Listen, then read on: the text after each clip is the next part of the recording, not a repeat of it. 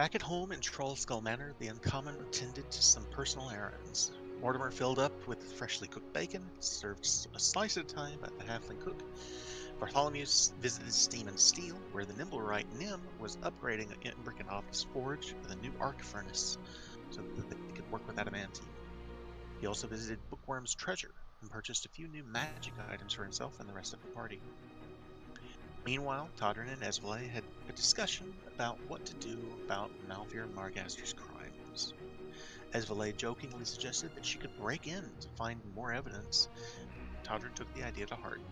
Later that night, after some hesitation, Esvele admitted to Mortimer and Bartholomew that she is, in fact, the Black Viper. And together, the party came up with a plan to distract Malfear so that Esvele could sneak in, infiltrate the villa, and do what she does best. After supplying her with several borrowed magic items, by the way, she's given those all back to you now, and casting invisibility on her, she slipped out the window and headed to Margaster Villa. Bartholomew, Todrin, and Mortimer approached the front door and requested an audience with Bart's father. While it began as a civil discussion about recent events, things became more and more heated as the conversation continued. Todrin quaffed a potion of mind reading during the discussion and began reading Malfear's surface thoughts. Eventually, the discussion came to an end, with Malfear throwing the Uncommon out of his house, furious at what he considered the betrayal of his trust by his eldest son and heir. Outside, the party picked up Esvele, who shared the evidence she had gathered, along with a disturbing discovery of a clone of Bartholomew in the estate's cellar. The Uncommon went to the nearest city watchpost and requested Barnabas Blastwind's presence. A few hours later, under the watchful eye of Magister Verondar Levelstone, City Watch constables arrested Malfear Margaster on multiple charges of murder and conspiracy to commit murder. It is now approaching midnight. I will say Mortimer is fast asleep. Todrin, you and Esvele, what are you two doing? When you say midnight, are we still at the manor? The villa? You would now be at Trollskull Manor. Oh, okay. So you're back home by now. Gotcha. I would just add, I'm probably not at Trollskull. Right. All right. He probably stayed at the villa. So I suppose I would be asking Esvele what happened, how it went. What was it like using her powers for good? Well, I've always used my powers for good, mostly. Mm, It was disconcerting, to say the least, to find some of the things I found, but right. Yeah, that was a lot. Do you know? Please remind Hind. Did I see in the basement that thing, that copy of Bert? No. no, I it. think she's seen it and Bart has She seen mentioned it because she didn't know what it was. That's right. That's right. That's Yeah. right. So I'll ask her if she knows what that is, and I'd like to see if Todrin would know what that is off the top of his head. She rolled a natural 2 on her Arcana check. Oof. Which apparently I rolled as Bart, but that's not right. Oh, I've got Bart selected, that's why. Yeah, I would say neither one of you really know. Just it's what she describes is disconcerting to say the least. It's Yeah. It's high level magic. Yeah. Yeah. Okay. Yeah, I don't actually know what that is either. We'll have to ask Bert. God, this whole thing's got to be really hard for him. I mean, I've heard of doppelgangers and things like that. It could be a shapeshifter or something, but Right. she just starts listing off things she does know exists, but Like, knowing Margaster might have been some way to control Bert eventually. maybe. Ugh. This whole thing is going to be really hard for him, Yeah. especially taking over for the house now in the middle of all Right. this. I don't know They'll be how. having his father's trial here in a day or two. It's as soon as that's over, I think we should. I admittedly, there's a little bit of selfishness to it, but I think we should probably get back out of town again, head back up to Amphel and let the country air just sit back and relax a little bit. Let things Yeah, I we'll have let to things breathe. we'll have to run it by him, Yeah, see how he wants to handle it. It's he's got a house to worry about now. Could go either way. yeah. For the But record, you do not have complete control until there's a conviction. Right. Just for the record. which there will be, and then he will. So to Bartholomew, you are currently at Margaster Villa. I apologize. I have still not yet quite finished the map of Margaster Villa. I had it started. I've got most of a floor plan layout, so That's I okay. know where the rooms are. But what are Not a you big deal. doing, Todrin? As for Uh, you two, I assume will eventually get off to sleep and have Yeah. a night's rest. So go ahead and take a long rest if you want. Okie doke. Bart, do probably not do that. talking. Right. I'm probably talking to my mom. Okay. I'm gonna go ahead and Uh, give long rest to Mortimer here. right. So, Asking how she is, what mhm, her plans are, verifying that she understands what's going on. right. Give me 1 second here. Yeah. She, it's she doesn't have anything new to share. It's just she's in shock at the whole thing. She can't believe what's going on. She's like she wants to defend your father, but at the same time, the things you're saying are indefensible. Right. It's And I'm not trying to turn her against him. I'm right, just making sure she's aware of what's happening here. right. And at one point, I will ask her, uh, you know, I don't mean to alarm you, but Father is probably not coming back. So, what are we gonna do with the family? I I don't know. I right now more than anything, I'm worried about your brother and your sister. We haven't heard from Ventius in months, and your sister also.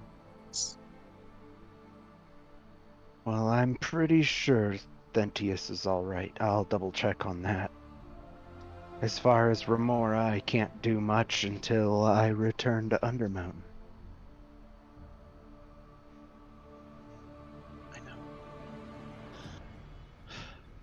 I I wish there was something I could offer to something I could do. I feel kind of helpless right now. Um, well, I will be leaning on you a lot to run the estate, Mother.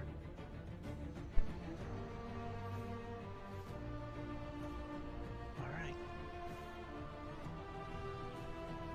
I don't know what the future will hold for all of us, but I will do what I can, considering I still have a lot of responsibilities as a member of the Uncommon. I know. Well, I'll do what I can to see about getting Thentius back here. And she puts her arms around you, and she just says, "Just just know that whatever happens, I am proud of you.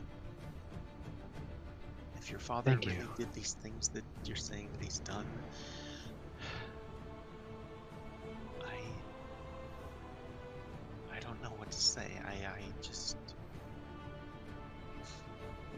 glad you're okay. Likewise. Well, you should get some rest. I am going to sort through some of the things in the office. All right. So she goes to the main bed chambers.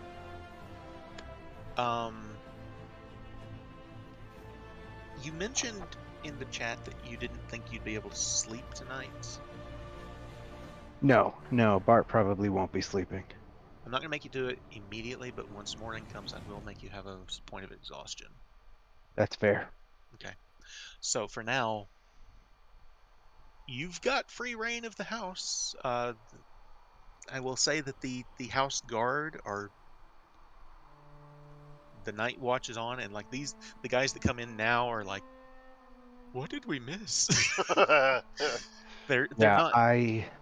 Go ahead. So the way the house guard works, they have their own homes that are Right. off-site, and they switch 3 times a day. There's 3 8-hour shifts. There's the night watch, the day watch, and the afternoon watch, or morning and afternoon. So the afternoon watch through early evening, and about bedtime is when they switch with the night shift. So the guys you got now are like, they came in when the cops were still there, and they were like, what the hell did we miss? Yeah, I'll spend time Yeah. with the shifts Right. through the evening and night, and reassuring them that they're still going to have jobs. Nothing is really changing. It's basically just new management. Okay. So what did you want to look for, though? Or do? I will be going through the artifacts that he has. You're a little robot-y all of a sudden. Is that just me? Project X. Oh, sorry. I have to let talk downstairs. Okay. I'll be going through the artifacts in his room to see what kind of magic stuff. I'm gonna have to wait till you get back. I can't hear you. I can't understand what you're saying. Ding dong, twing twang, billabong. How about now? There you Better? go. That's better. I will be going through any artifacts in the office and the bedroom, looking for any magic items. Okay. Just to make sure there's not anything important that's being missed. And he does have his spell book that was not taken or anything, but other than that, there are things that are magic items that are like magic staves and magic wands and things like that, but there's nothing that's like really amazing quality. Like, it's nothing No, you that's don't already fine. have access to. Right, it's more. The 2 spells that you find in his spellbook that you don't know, which you would know, he's just barely a little better than you. Like, you were approaching his competency with magic. Give me 1 second here. He has 2 6th level spells you do not know.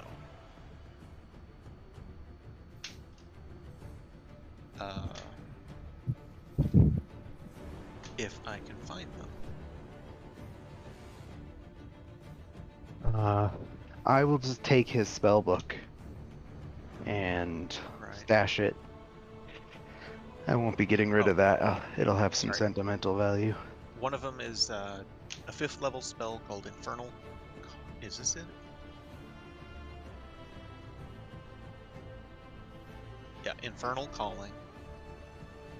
I'm not familiar with that spell.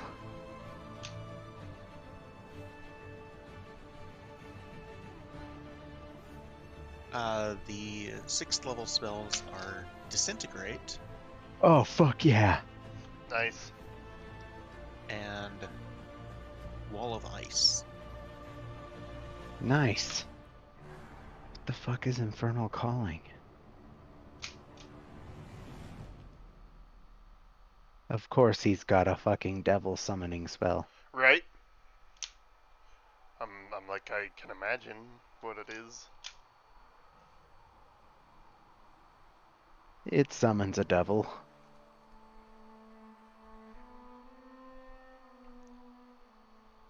Holy crap.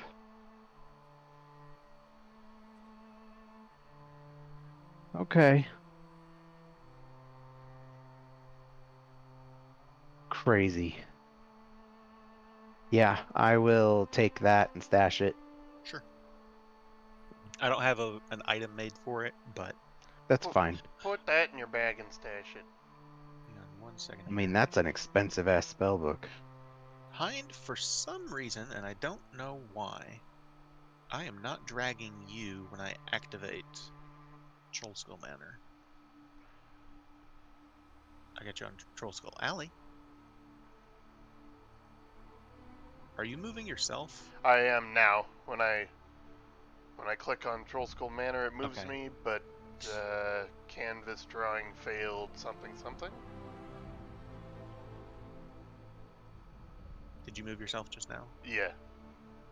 I'm gonna try one more thing then. Remove everybody to the map of Waterdeep. Did it do any? It left you behind again. Yeah. Oh. Yeah. What's the error you're getting? Canvas drawing failed for... Fuck. It went away. I'll just reload. Yeah, just reload real quick and we'll see if that fixes it. In the meantime, I'm gonna put us on the welcome page, and when he gets back, we'll try it again. Anyway, looking around for anything else in Margaster Villa? Not anything specific. It'll just be kind Okay. of going over ledgers, hmm any sort of paperwork he's got, you know. One thing that you do find is basically the house ledgers. Go ahead and roll me an investigation check. Like the house finances as a whole. Okay. 11. You knew the family was in trouble, like financially, and had stabilized. That does not appear to be the case, actually. Family's in a little bit worse off shape than your father had left you believing. It's not terrible. It's not like the family's about to fall apart, but he would have had you believe that he had the family in better shape than it actually is. A lot of the caravan trade stuff that the family does has been severely affected by the war.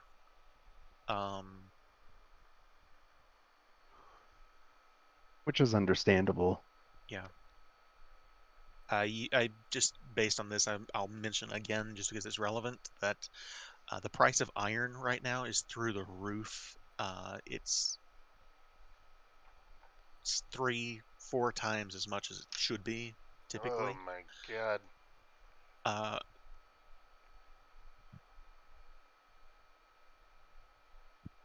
it seems to be dragging you now, Hind. Is it? Yep. Yes, it is. All right, good deal. But as I said, the family isn't in such bad shape that it's completely fucked. Pardon my French, but he would have you believe that he was doing better than he actually was. I'll put it that way. Nice. That's awful. He did, however, the shining silver lining is he did pay off the debt that the family had owed to the Zentarum, as he said he did. So there's at least that.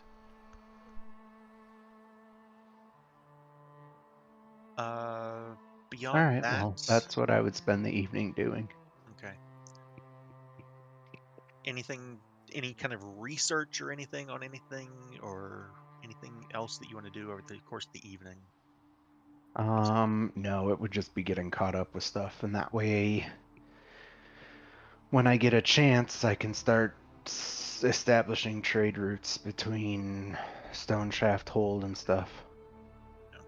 Right now, you would know the high road between Waterdeep and Stoneshaft Hold is still out, and of course Right. it's under siege. But Right, I know, but yeah, when I know, I'm saying once all of the stuff Yeah. is done, I would be able to, know what's feasible to start trading.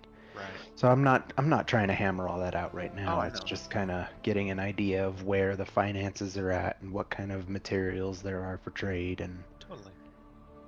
what kind of pre-established deals we already have. Stuff like that. So, you all spend the following morning awaiting news of Malfear's trial. I'll say that Would you head back to Troll Skull Manor? Eventually, yeah. After my mom has woken up and I've made sure she's okay, I would go back to Troll Skull. I will say by about 8 o'clock in the morning, he shows up at Troll Skull Manor. Looking pretty haggard, to be honest. I'm gonna bring everyone down to the breakfast table, basically. Who's he? Huh? Who's he? Everyone, all of you. No, you said he showed. Oh, he is in me. Yeah. Okay. Yeah. Yes. I was like, who looks haggard? Yeah, Oh, you look haggard. derp. So yeah. That's how tired Bert is. Actually, He walks in the door and he hears a voice say he shows up looking rather haggard. Who said that? Show yourself. so Who looks haggard? Not me. tavern's got a few people in it that having their, morning coffee or breakfast or whatever you guys sit down to a meal. Is there anything you guys want to discuss, or just probably just discussing the last night? Yeah. Bert, I imagine you spent the night getting familiar over there, huh? I did. I haven't really gotten any sleep. Right. How'd it go? Anything you need off your chest? Not bad. I mean, I was expecting my father to fudge numbers pretty bad, but he's done a pretty honest job at keeping trade routes going, despite the fact that the war has got things in less than optimal positions. Right. What are your plans for the immediate future? Shall we continue with uncommon duties, or do you need some time to get things in order here?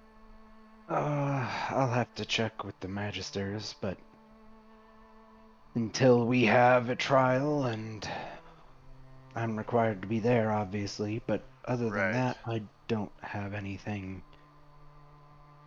that I'm aware of. So we're in town for the next couple days, probably. I imagine so. Yeah. What are Alright. the events of what the hell is it called? The Fall Stag? The Rite of the Staglass. The Staglass. Yeah, that's not for about another 5 days. So We can still make it, Alright. probably.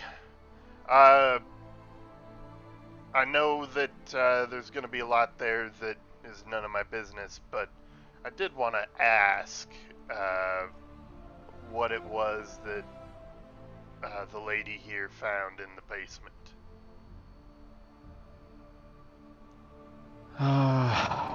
You're referring to the body double. Right, yeah. It's high-level magic. Okay. Was it going to be used to control you somehow? I don't believe so. I'm not sure. I still have to run a few tests, but for the immediate future, it poses no threat. Okay. Alright. Let me know if you need some clerical presence of some sort, some kind of purification or whatever. I appreciate that, Todrin. I'm sure the temple will be happy to help. Right. Okay, so we're in town for the next couple days. What are we doing?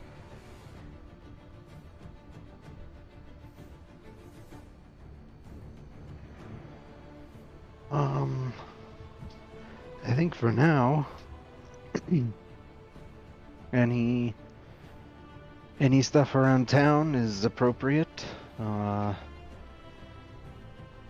Probably go check in with the Magisters today at some point, and then I'm not sure. Right about that time, I'll say that you guys sitting there in the tap room of the tavern, you see the door opens and a city watch constable comes up to the table, says, "Lord Bartholomew Margaster, Present.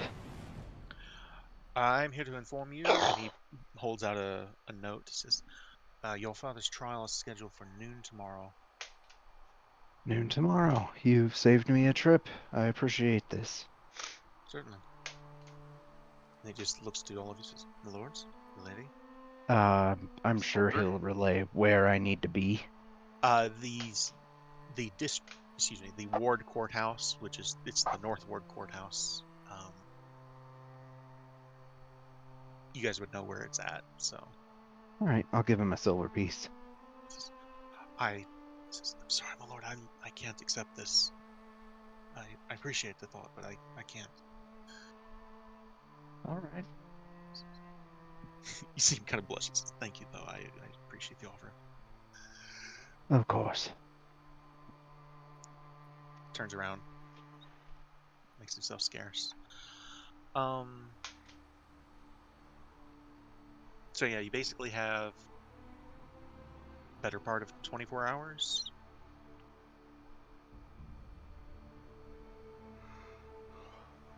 All right. If you don't have to go there now, what do you say we take a day for ourselves at the Temple of Beauty? That actually sounds excellent. I think we could all use it. Yes. As your edge pipes up, we sure could. They like oil her down or something. Yeah, exactly. I almost said Ezvalite, and I'm like, no, it'd be funnier from Azure Edge. Nice. I just imagine a whole room, like a masseuse room, with an axe tucked neatly into bed under the blankets and shining with new oil, and the candles are low. Brilliant. Eventually, a handsome young mace walks in. Handsome young mace. Wow. That's great. So, you guys take a spa day then. You head to the Temple of Beauty. Sister Isolde and Margot will wish you luck, tell you to enjoy your time there. You will head across town. I'll pull up the map of Waterdeep here. And At some point, I will send a message to. Fuck. Derna? No. Dagna? Dagna. Jesus. Okay. Yeah, I will send a message to Dagna asking if she's alright.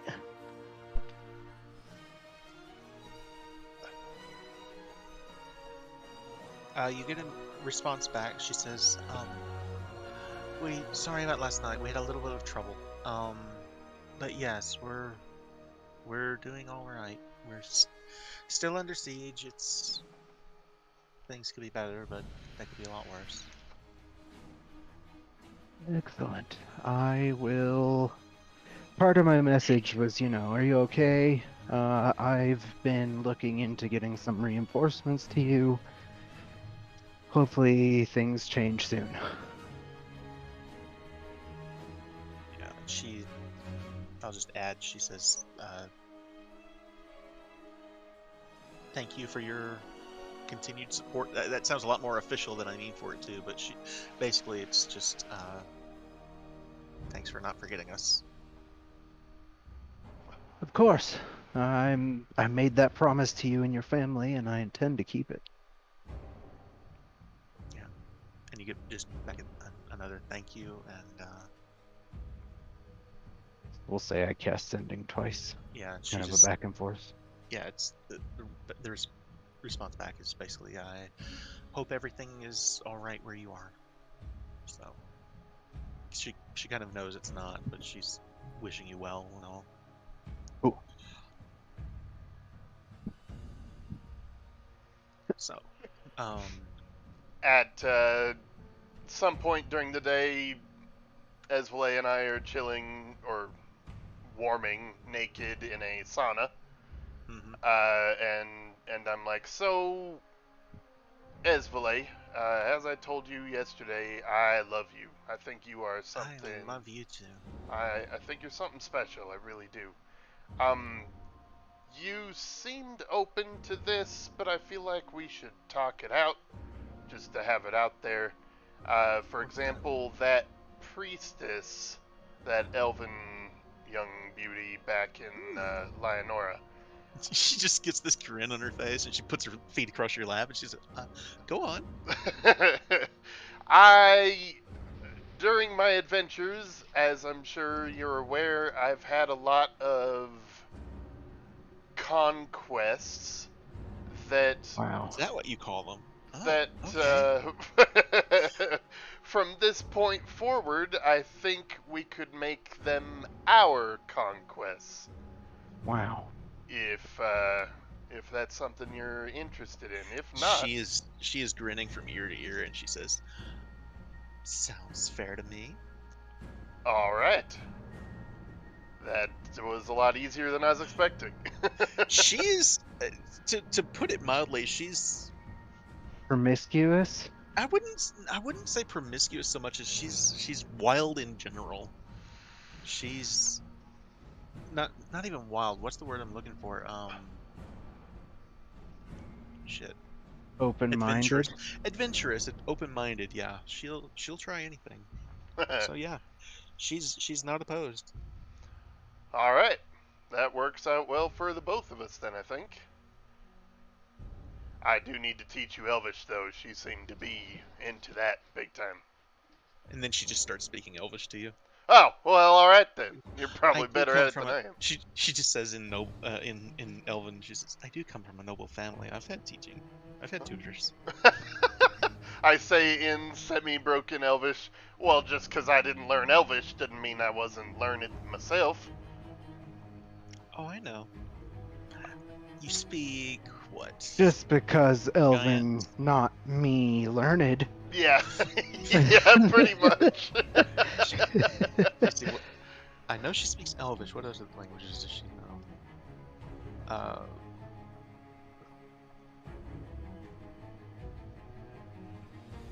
Basically, she'll tell you she speaks Common, Dwarvish, Elvish, and Nat Sign Language, as well as Thievescant. Nice. Where the hell is that? Oh, there it is. I will dazzle her with some Celestial then. Yeah. Celestial is an interesting language. The way I've always heard it just kind of described is it's very harmonious. It flows every bit as smoothly, if not more so, than Elvish even. Yeah, so I'll start It's a massaging her beautiful feet language. and Yeah. tell her a poem in Celestial or something. Yeah, there you go. Perfect. Yeah, that'll do it. That'll get delayed right there. Yep.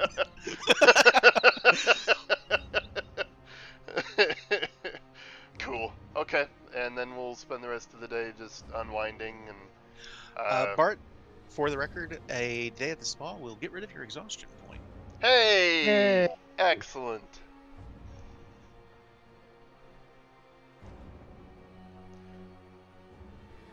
So in that case, I introduce Esvale to our lovely friend Diana. And we Right. check in on Larissa at some point too. Oh, did she come back or did she stay? She is in Amphale right now. Oh, Larissa okay. Art. But by now she's probably today arriving in Amphale. Gotcha. Okay. And you know she was also with oh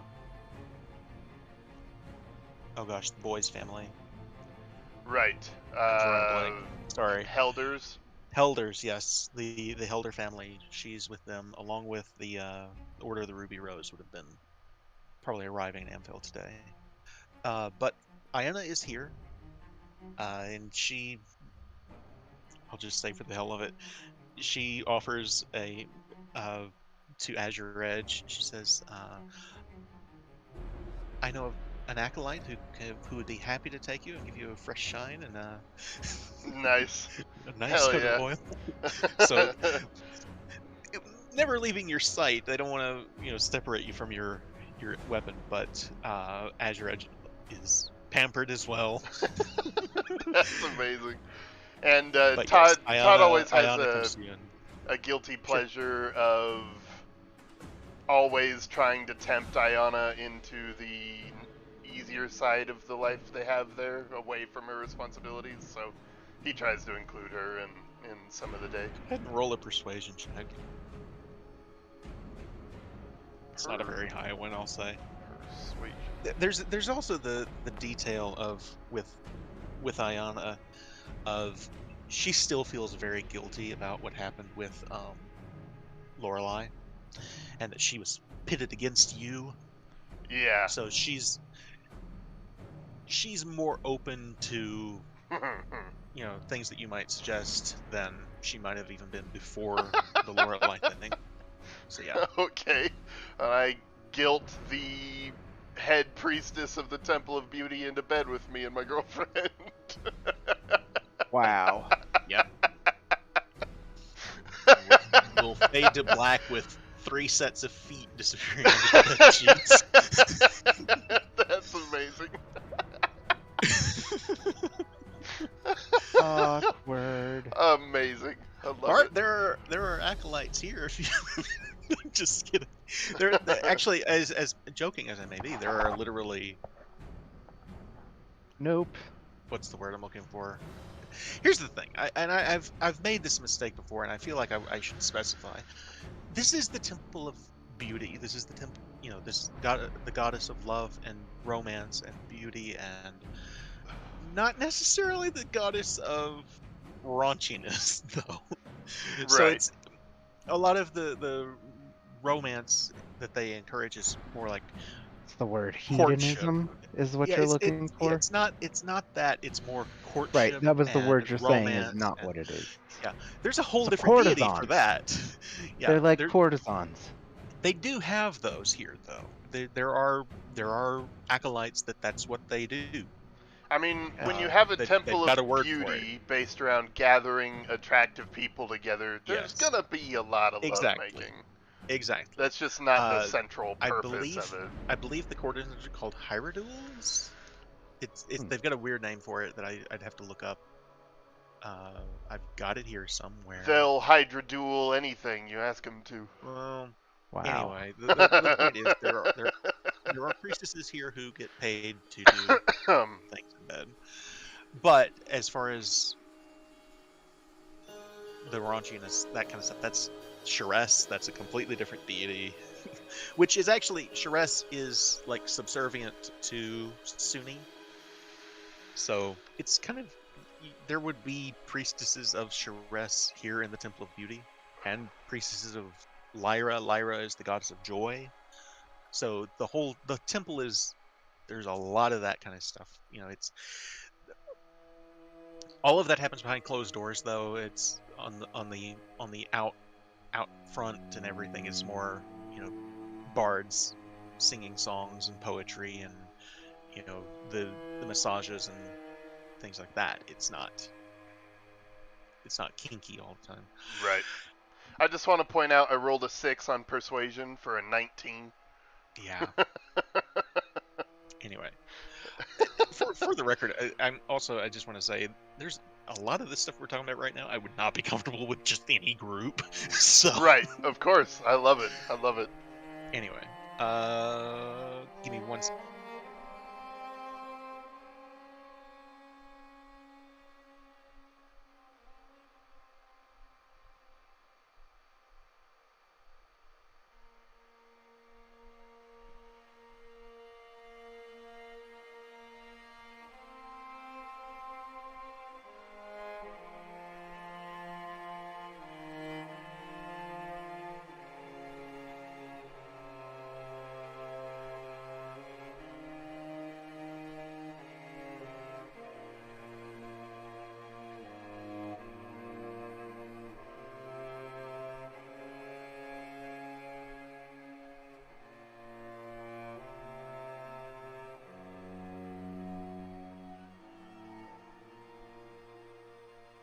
Okay, sorry about that.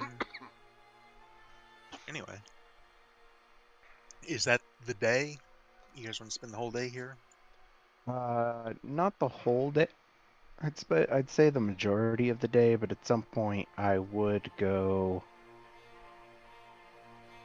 track down, not track down, but go find Gabby and spend some time working on my splint mail, trying to get that to be, I don't know, maybe part of my sheath or something. Okay. So, I think that could work, I I mean, guess. I imagine it would take a bunch of time, Yeah, breaking down the armor and magically adapting it to like my sheath, or maybe uh, custom fitting the gauntlets themselves to hold a bunch of the extra plating and stuff. right.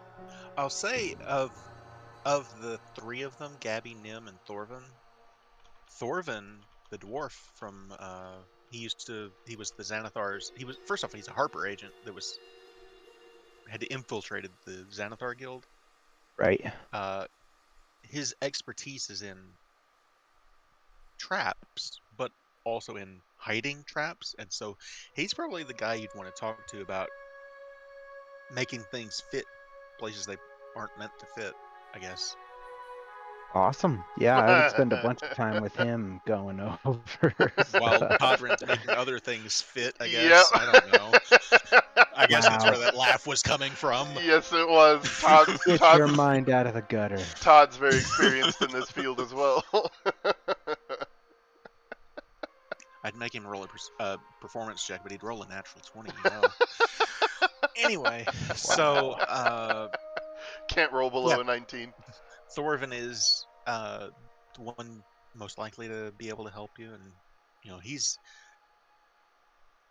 Oh yes, this is interesting.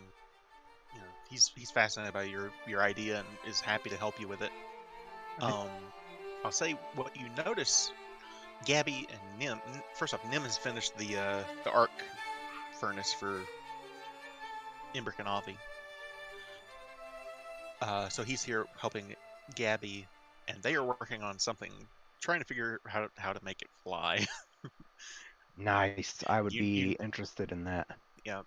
At one point when you're working on what you're working on, you kind of glance up and you realize there's a hole in the ceiling, and like nobody's mentioned it. I would wait, kind of hinting towards it to see if someone will tell me, and then by the end of our sessions, I'll just. So, hole in the ceiling. Yeah, Nim kind of raises his head and then looks to you and signs. That was my fault. Uh-huh, what happened? And he looks to Gabby, and she just says, "It exploded." I see.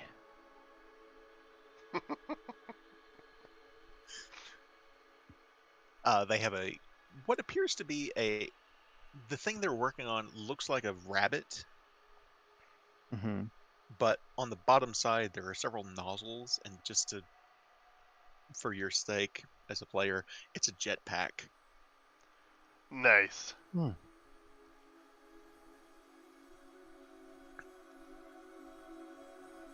And Gabby says, "I call it."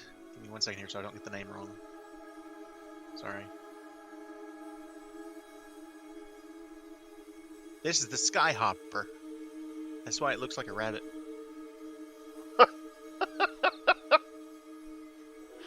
Oh.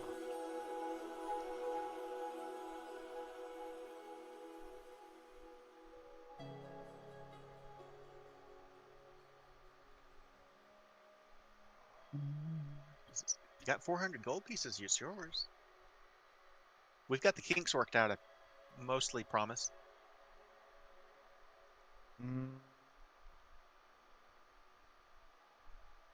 Does it allow me to fly fully? The Skyhopper was invented by Gabby Gobblefern and Nim. It's a rabbit-shaped backpack that emits a gout of flame from the underside with enough force to propel the wearer into the air. It has 3 charges, expending 1 with each use. regains all charges at dawn the next day. It doesn't necessarily allow you to fly, quote unquote, but it does. Think of it more like a jump. Like it's allows you to leap up to 50 feet. If it works really well, it would give you a flying speed of 30 feet for about a minute. Okay. Badass. But as they're working on it, you notice there's just a sputtering of flame and some thick smoke that kind of fills the area, and they wave it past. It's like it'll work. It might not work perfectly, like everything she makes.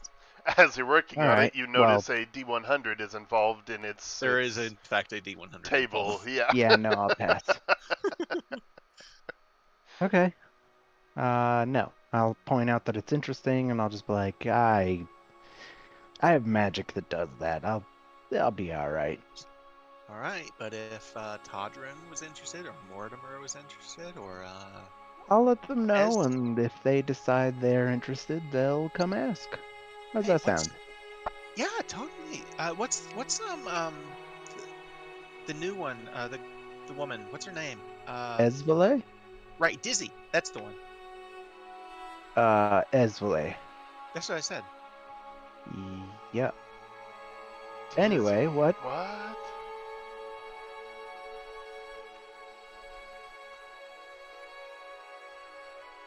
Interesting. It doesn't mean anything. she just made up a nickname on the spot. Oh, okay. Gotcha.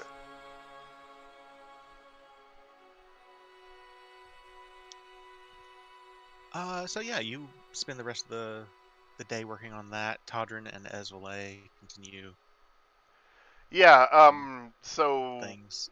most of the day gets through once we finish screwing our brains out most of the day.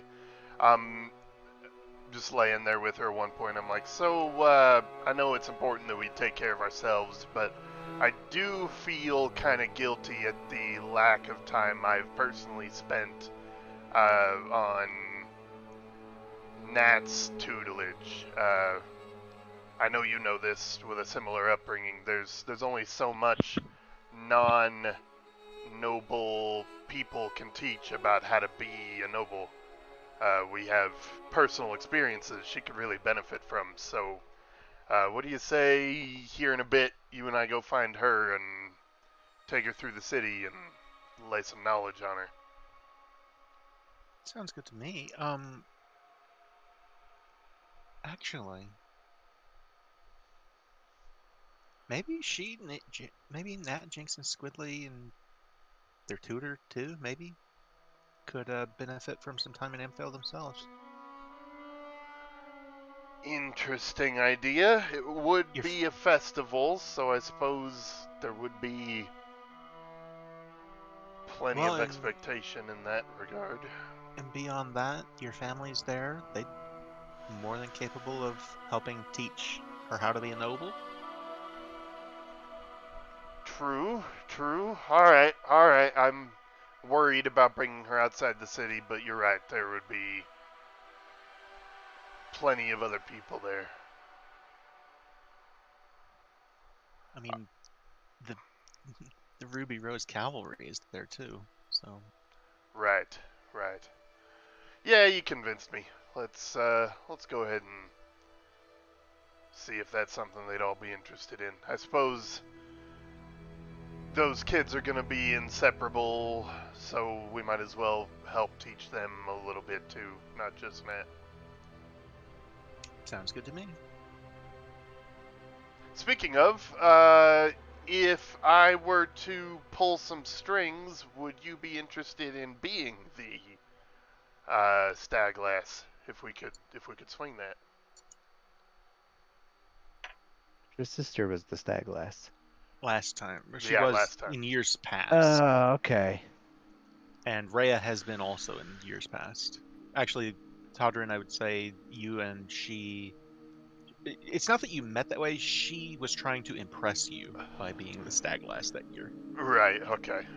Okay. So Speaking of, Rhea, while we are in town going about doing stuff, Todd does periodically pop Divine Sense, and he'll just like take a moment where he lags behind the rest of the people with him and really tries to see if he Okay. can find any sign of what he believes to be Lorelei keeping Rhea hostage somewhere.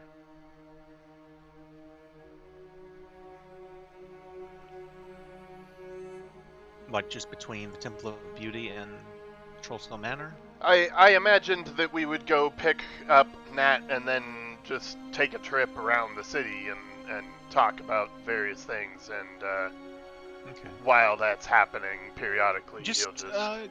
give me a whereabouts on the map you would say you would pop it. Okay. Just a it doesn't have to be like super specific, but Let's see. Map of Waterdeep.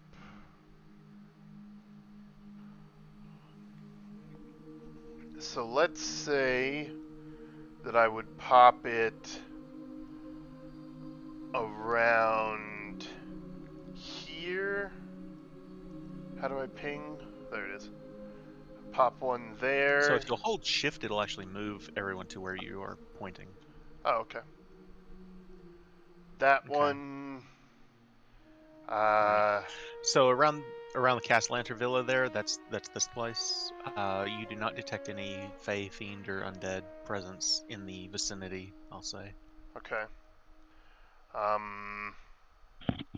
In the general vicinity of this major road here. Again, no sense of fey, fiend, or undead. And then the third time.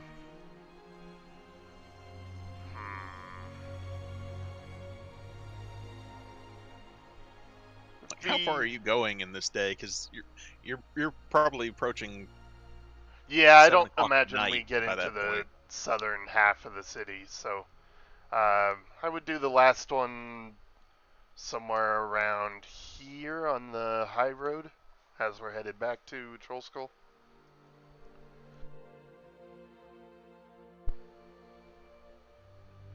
So the only thing you get when you go this way, excuse me, I've got a mouthful of food.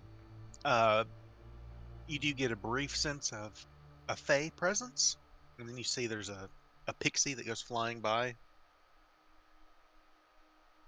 Okay. How normal is that in the city? Not terribly, it's unusual. Do I recognize the pixie? Uh, no. I'm not. I was thinking, do I make him? No, you wouldn't recognize him. Okay. It's uh, they can be used as familiars for.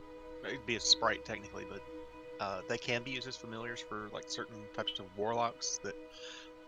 But it's not a common sight in the city. But it happens. You'll see a satyr at the yawning portal every now and then, or things like that. It's rare, but it happens. How old is Nat at this point?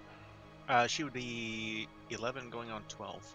Okay. I was gonna say I scoop her up on Almost my 12. shoulders, but I think she's a little big for Yeah. having her up on my shoulders at this point. So, never mind. Yeah, so we'll just spend some time with her and then head back and propose. Did Eswelly answer me about how she felt about being the stag lass?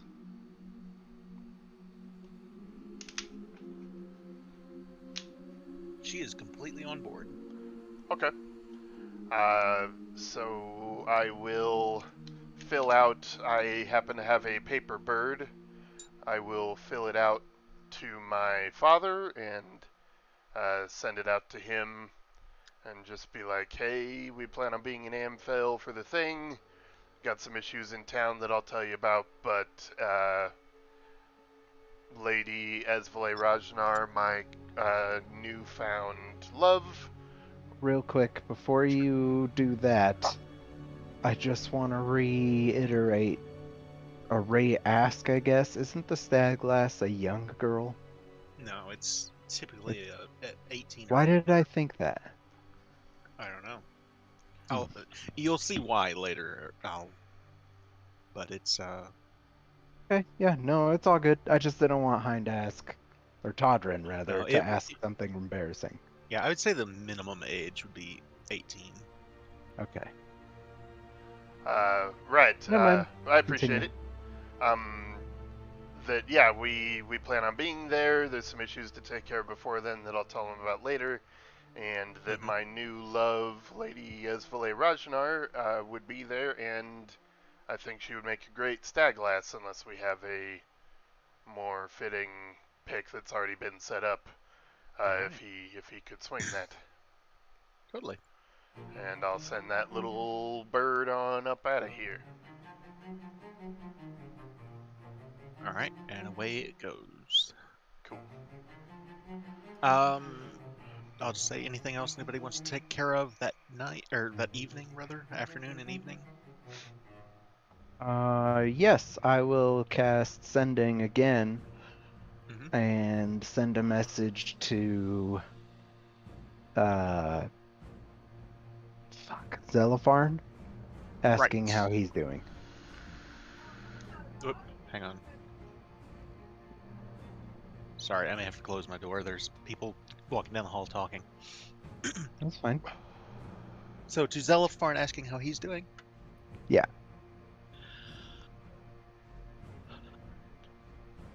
He tells you that he is in the northern Sword Mountains, not far from Phandalin. Hold on one second. I'm going to bring up the map and just give you a better idea. And this is not an exact position, but somewhere in this area, like that area. So north of Okay. the Crypt Garden Forest, in the Sword Mountains. Um, he's investigating the Crimson Marauder tribe, Hmm. and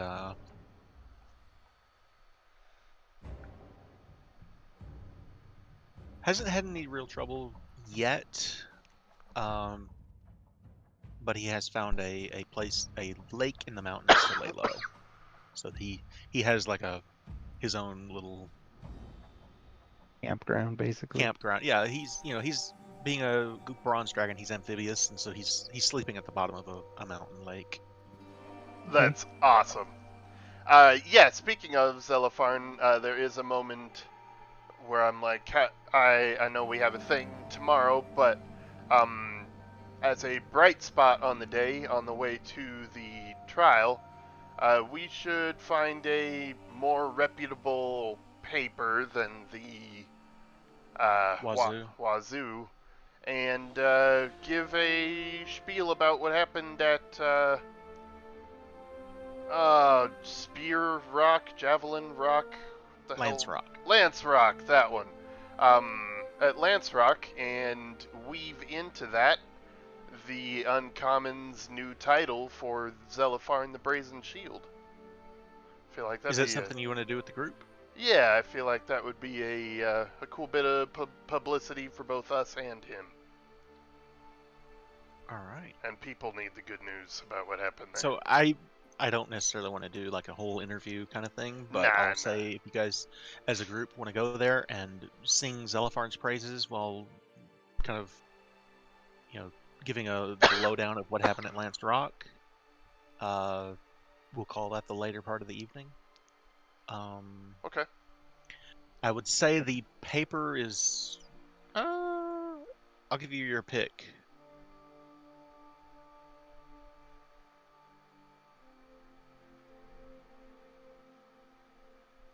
If you're looking for the most reputable paper in town, it's probably the Vigilant Citizen, which is solemn, nothing but the facts, broadsheet covering local news.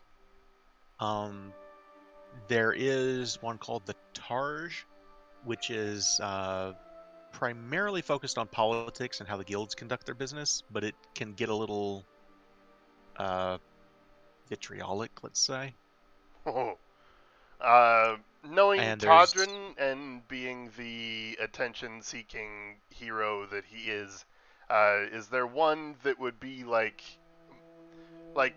factual, but people read it because it's, oh man, what am I trying to say?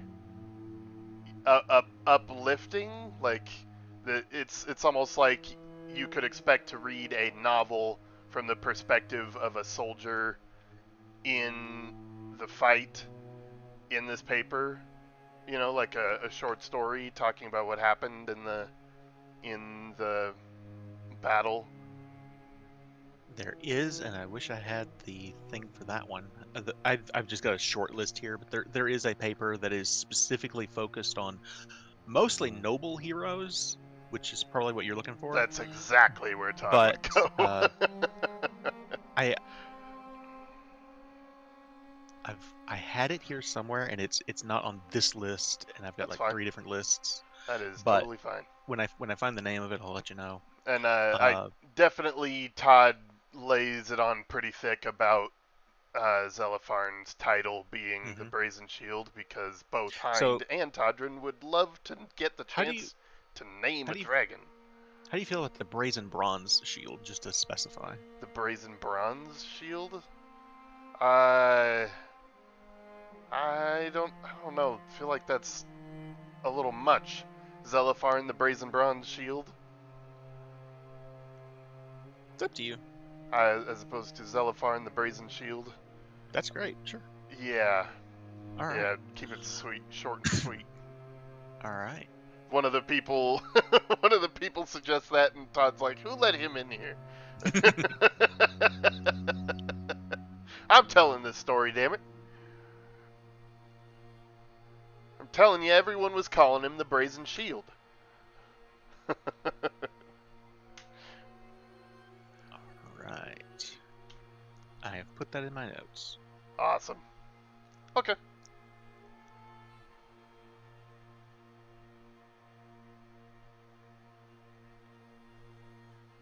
I'll say by now you guys would also know these Zentarum have been in the news, just as an aside, and you can figure the reason that they turned away from Lance Rock and went back.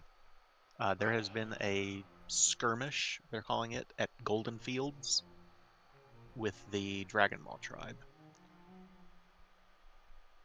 The Golden Fields, where are those? To the northeast.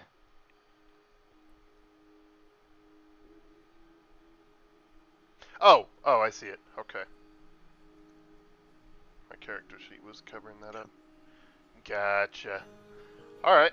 Well, that's good to know the details of.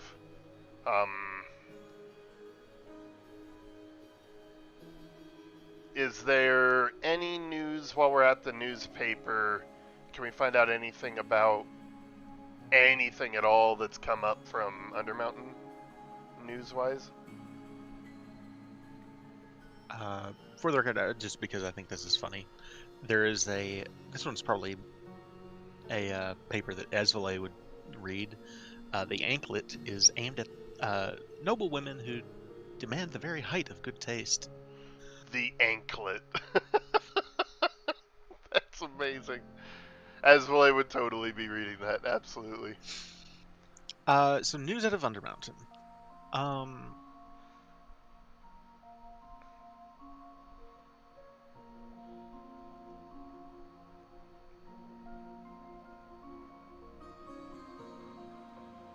Not specifically. I mean, the Zentarum are still in control of Skullport. Right. But that's not like being talked about on the regular. People are still going in and out of Undermountain now.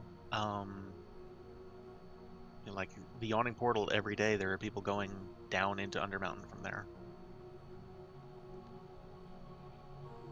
Right. Okay. And some of them never come back. Some of them do. Yeah, I mean, between concern for the Zentarum in Skullport and then the general enchantment with Undermountain, and then also hoping to glean anything about Bird's sister, I will actually roll me an investigation check. Anyone who wants to, if you're looking in on Undermountain specifically on that subject. Art is not. Okay. 15. Um,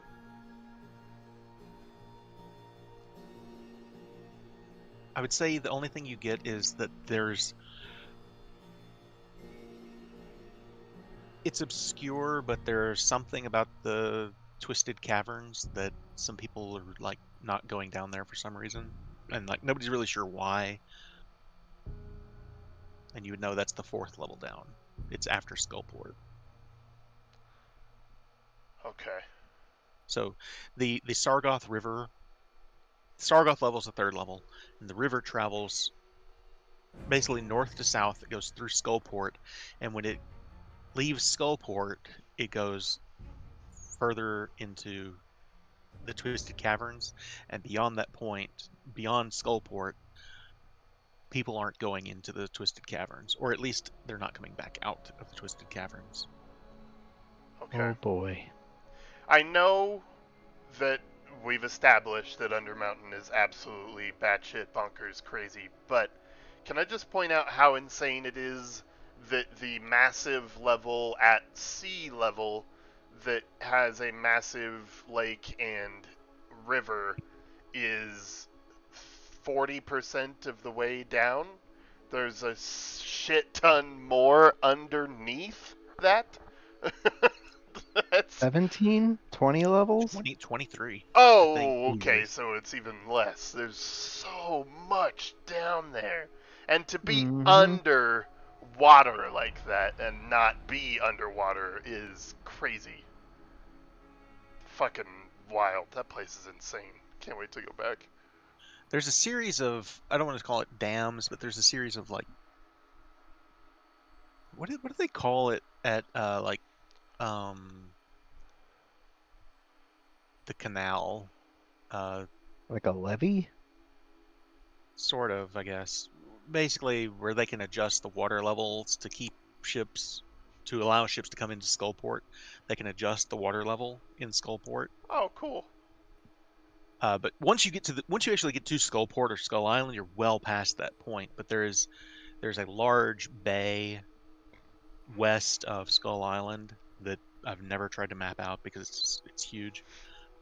But out that direction, there's this where the ships can come in and then they'll stop and then they'll drain the water level or raise the water level. Ship will come in further, do it again, and just there's like 3 or 4 of those locks That where is they crazy. Okay. do that. Very cool. And it's actually fairly recent that those even work after the spell plague 200 years ago. There's stuff I won't even get into with the canon there. But Awesome. say within the last 50 years, that has been fixed after not working for over a century. Very cool. All right, then yeah, I'm personally good to get to the trial at that point. All right. Everybody take a long rest. I'll go ahead and start us at noon the next day then. Excellent. Real Oh, sorry, quick. go ahead. Yes. Uh, I, with Zelifarn, I would have asked him when he's expecting to come back.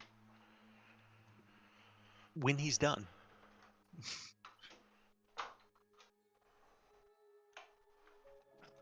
Damn. All right. He doesn't have a specific date in mind or anything. He is in the progress of working against the Crimson Marauders, and I'll just add, uh, he's finding more demons than orcs. Oof. Fuck. All right. He says, I'll be back when my belly is full of orcs and I've finished picking them from my teeth. He's not doing assaults, is he? It's just scouting? So far, it's just scouting. And you guys would know he has the ability to appear as a human or an animal. He could be hiding out in the woods as a deer watching them, and they'd never know. An animal, really? I did not know that. Mhm. That's cool. Or he could be a spider climbing along the walls of their stronghold or whatever. Holy fuck. What a badass. Bart Yeah. is paranoid for a reason. in Too a many world... things can be what they don't appear to be. I would say you guys are well enough versed, especially Bart, that you would know all metallic dragons have that ability, and some chromatic Chromatic. dragons also learn those abilities. Really? Shapeshifting into beasts? Yeah. That's Or Yep. humanoid. fucking crazy. No, I did Green not know dragons that. tend to be humans for deception. Yeah, dude, in a world where any spider could be a fucking dragon, paranoia is not a good, healthy thing to have. Yeah, Bart has got a lot of problems. Holy fuck, dude. I still, if you remember from Dragon Heist, there was a that moment where someone said that spider on the wall could be an imp, and it was. And it fucking was. Yep, I do remember that. I imagine there are a couple of books in Bart's library and just in various places he's been where there is a couple of pages where the writing gets really cramped and just hectic, and it's just like, they're watching me. Oh my god. Is it that bad, Drax? It's bad. It's bad. I mean, there was that whole period with the Yeah. devils and the demons with the castle lanters, and then all this stuff finding out about. Well, and you were also being briefly followed by ravens early in this campaign. Right. Bart is one paranoid dude. Like, Yeah, there was a period where it even started to get to Todrin, so Yeah. I imagine it's pretty goddamn bad for poor Bert. Bart probably only sleeps for maybe 6 hours every day. And there's He's a doing lot better of than I am. those days where he'll wake up where he's just like, Fuck, dude. That Yeah. poor guy. I get it. I get it for sure. So, Every unless- time we have a one-on-one between Todd and Bert, Todd, I can feel the concern bleeding from Todrin. Like, it's one of those things where there's just only so much you can do for a friend, and especially mental shit. Like, all I can do is say, "Hey, buddy, I'm here," and watch him spiral out of control. Like, yeah, Bart is crazy. He's legit insane. fuck. Yeah, Yeah. it's very very scary and sad sometimes for Yeah, both Bart, me and Todd. Bart has done some fucked up shit. Yes, he has. Yes, he has. So he's very much a noble. there you go. Unless anybody's that's got why any when- complaints. Yeah, no, that's why when Esvele revealed all that stuff to you, and then you showed that book to Bart, he wasn't like, "This is concerning shit." It was like, it's all in a day. He's like, "Where's my family?" Yeah. that was his reaction.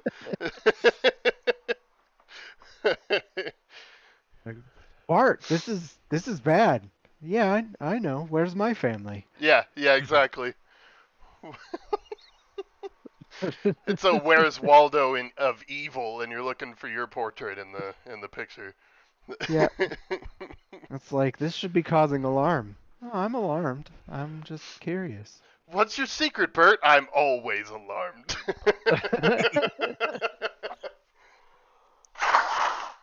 All right. So I will say, like I said, everybody gets a long rest. You get ready the next morning. You have breakfast. You go to the courthouse in the North Ward. And first off, does anybody want to take a break here before I continue? Say 5 minutes. I'm good if everyone else is. Yeah, I As am I. did you finish eating, Kazin? Yeah, I'm good. Okay. Damn, All when right. did you find time to eat? Impressive. At the end of every one of her sentences. Basically, huh? So, So the more I look at all this, the more that I start to realize the Bart is starting to look like a fucking mercenary. Like, I've got a sword on my hip, I've got this bag with books in it on my hip, the other hip. I've got a fucking set of gauntlets on. I'm wearing this weird thing on my forearm. It's like a sheath for a wand. Like, it's crazy. Yeah, you're looking more militant by the day. Freelance militant. Nice. Militant. Wow. Freelance militant. Well, we are a little whorish. Some of us more than others. Anyway. So, Oh, man. you guys head to the trial. I will say Mortimer, Ezralay, Todrin, and Bart, you're all sitting together. They've got, I mean, you guys know what a courthouse looks like. It's not very different. There are benches behind. The way a Waterdeep trial works is there are no lawyers. He's defending himself. Strange. And so, Peer Garen, one of the first open lord of Waterdeep, basically declared that he didn't want anyone to stand between the accused and justice. That they should defend themselves, and I'd have to find the exact quote somewhere, but that is their reason for there not being any lawyers. Okay.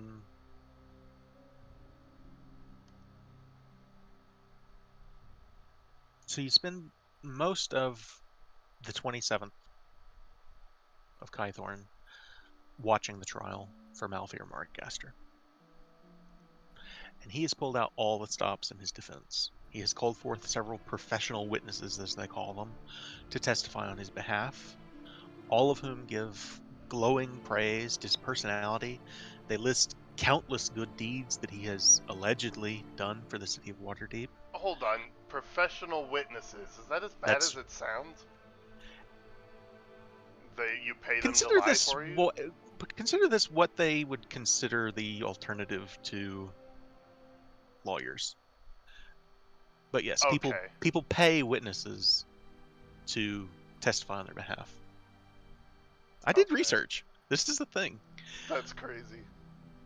Now, whether or not these professional witnesses are legit or not is entirely up to the court to decide, but it's commonly done.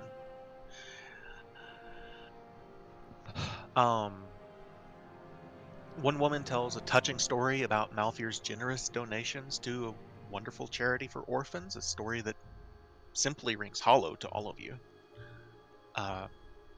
Another man claims that he was almost certain that a man of Malfear's stature and dignity must be one of the masked lords himself, and he blatantly accuses the Uncommon of fabricating the evidence.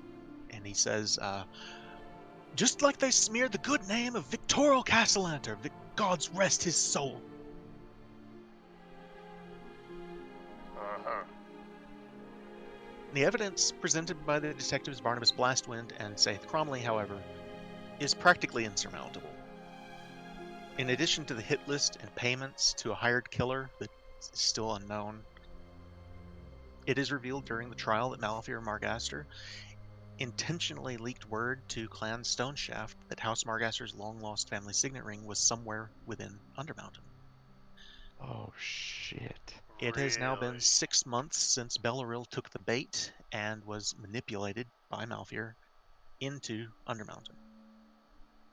Did he fucking set me up? God damn it. When you hear this, you realize that he probably did. You basically did exactly what he wanted you to. No fucking way. Amazing. That, for the record, I had planned from the beginning. That's Amazeballs. crazy. My Near the God. end of the trial, Magister Verondar Levelstone asks Bartholomew Margaster if he would like to say anything before he renders his judgment. I provided all the evidence. I don't feel...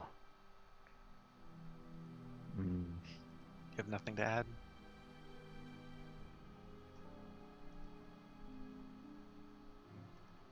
I will say, growing up, my father seemed to be a very diligent and interested father to me and my siblings.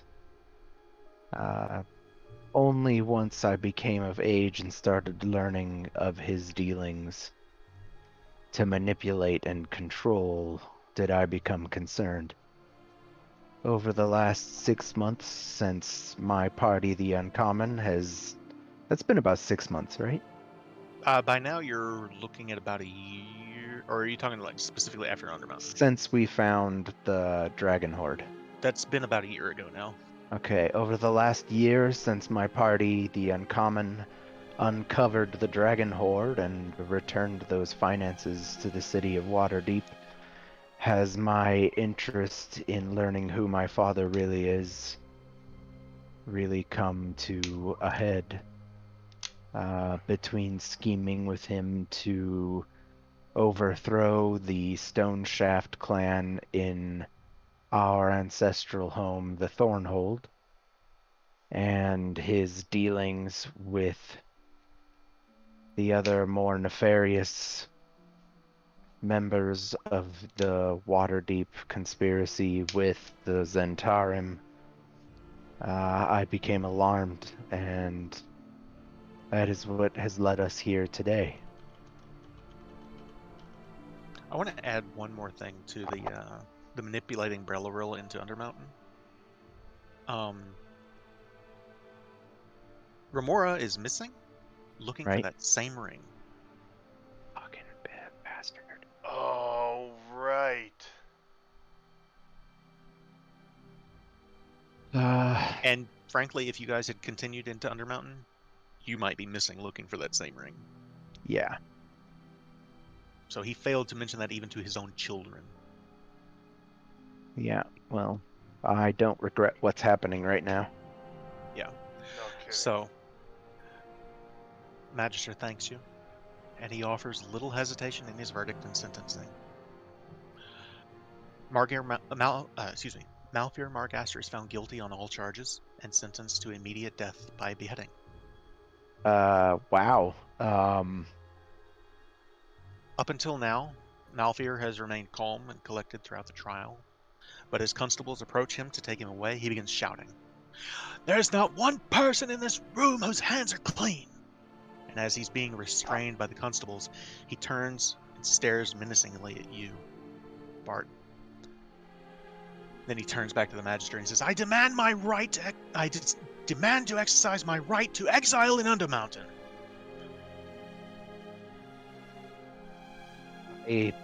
I sternly look over at the Magister, Yeah. and I There's- shake my head no. There's a gasp in the room, and he looks at you, and he says, I'm shaking my head no. And I'll speak up at this point. That red-bound leather book that I showed you. and he just looks at you and he says, "It is his right." And he nods his head and he says, "If that is what you wish, then so be it." Roll a history check, Fuck. both of you, if you want. No fucking way. Okay, you would 25. both know. Malfear's demand is based on an archaic law that is technically still on the books in Waterdeep, but rarely used. This is the equivalent of Tyrion demanding trial by combat. Centuries ago, when Waterdeep was known as Nemoar's Hold, exile into Undermountain was a death sentence. And it wasn't until 1302, about 200 years ago, when Durnan and Mert delved into Undermountain and returned with treasure, that it became commonplace for adventurers to delve into the dungeon and return. Okay. It is still But considered a death sentence, if as I he were will to be go... dropped. Right. Sorry. Go ahead. It is still considered a death sentence, as he will be dropped into Undermountain with nothing but the clothes on his back. And if And he a returns to cadre the of city, devils. he will still face execution. Okay. Would I be aware that if I follow him into Undermountain at some point and murder him, that's not a crime at that point? If it happens in Undermountain, it stays in Undermountain, basically. Excellent. They will, however, Your party has attained a new quest. they will, Locate however, Alfir Margaster in Undermountain and take his life. they will, however, give him basically a head start where they will clear out Oh, the. we don't have time to chase him down there right now. I'm just I know. saying.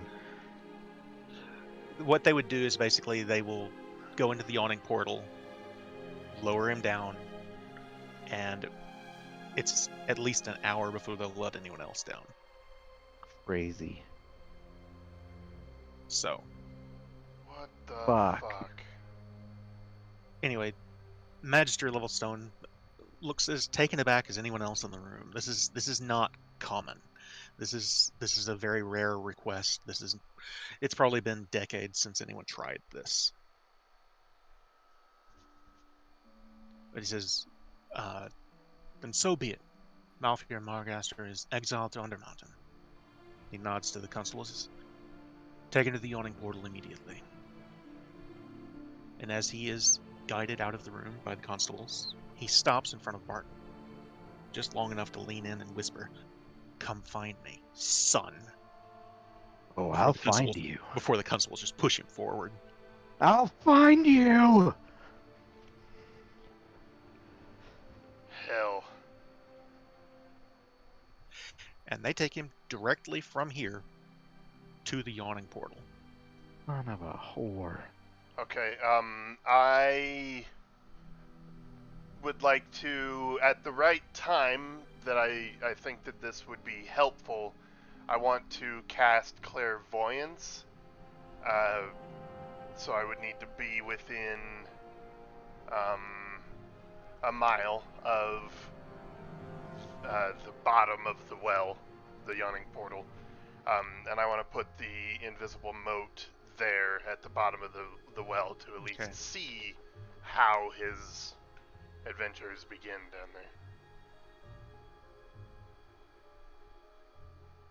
So, as you are all...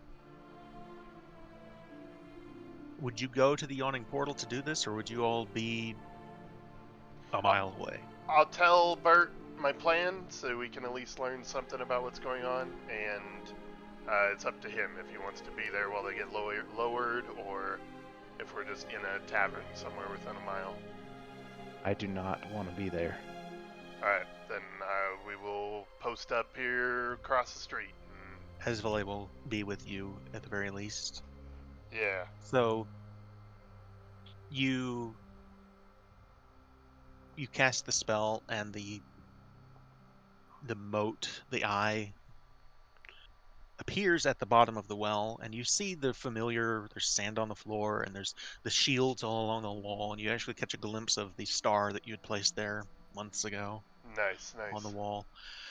And then almost immediately, as he's being lowered down, and you kind of look up, a hand reaches over and grabs the moat and turns it, and you see Halaster's face, and he goes, "Do you have a warrant?"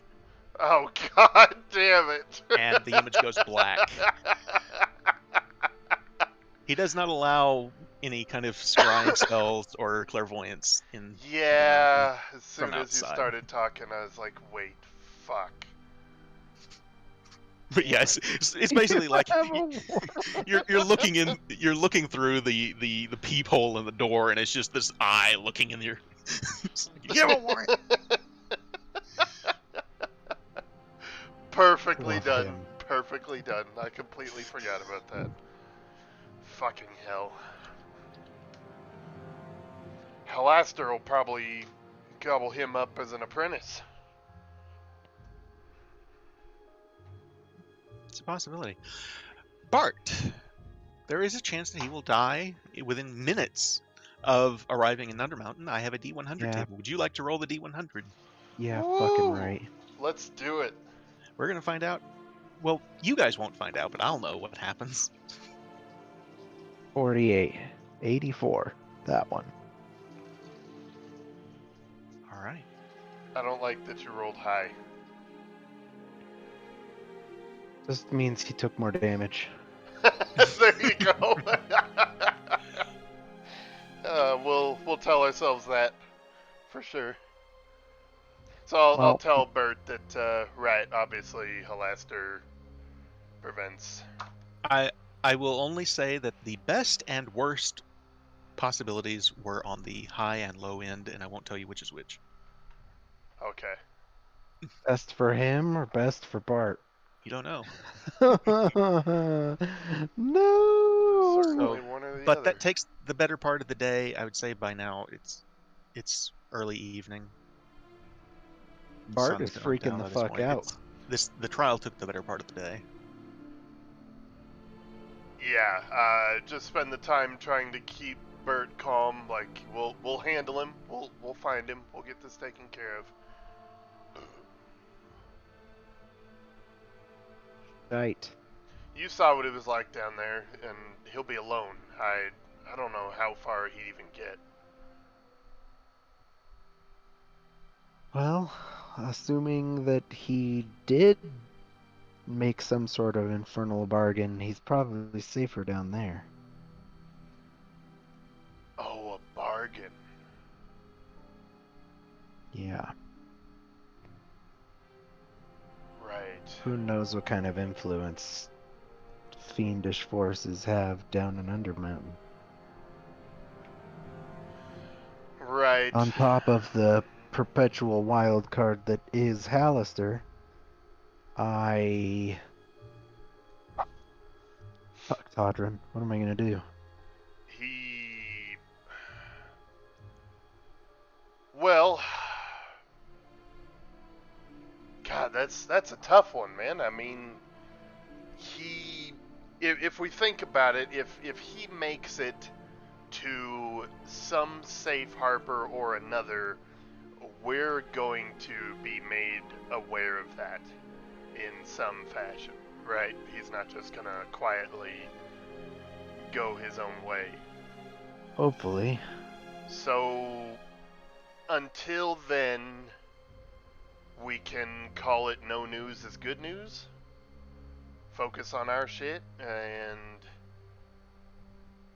when we do eventually go down there to find your sister, we'll see what crops up. When are we going back? I imagine as soon as what's his name? Fucking goddamn it!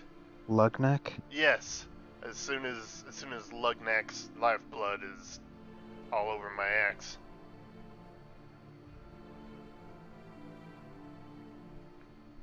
Azure just says, and the sooner the better. The sooner the better. How do you feel about that, Bert? Is that a good time frame? Hard to say.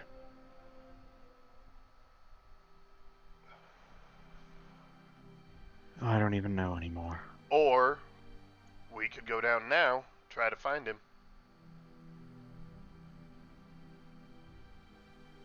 I'm not ready to go back to Undermountain. Am I? Perhaps we should. I don't know. Can I roll an insight here as I'm watching Bert? You don't need to. Bart looks crazy. His eyes are darting around. His hair is messed up. He's pale. Yeah, I would say, Todrin, as far as what could have happened, this is probably worst case scenario as far as Bart's concerned. Yes. Yeah, absolutely. He's not Absolutely. dead. Yeah. Or maybe he is. Well, I didn't see him die, so he's not dead. He's gonna haunt Bert's dreams for sure. Fuck. God, I need to take calm emotions at our next level up. Bart is quickly fracturing. Yeah. Ezra Listen. kind of leans into you and says, like I said, maybe he needs a few days out of town, country air. Yeah, good call. Squeeze her hand. Listen, Bert. If we're not chasing him down there now, and I suppose that probably isn't the best call to be making, we should We should get the hell out of here. Let's get you out of the city. So one thing I'll add, just if it helps at all, and it may or may not, he doesn't even have his spell book, which means if he's going to regain power down there, it's going to take him time. It's going to take him a lot of coin, the resources to transcribe new spells, all of that kind of stuff. Like finding a spell focus down there is probably not a difficult thing.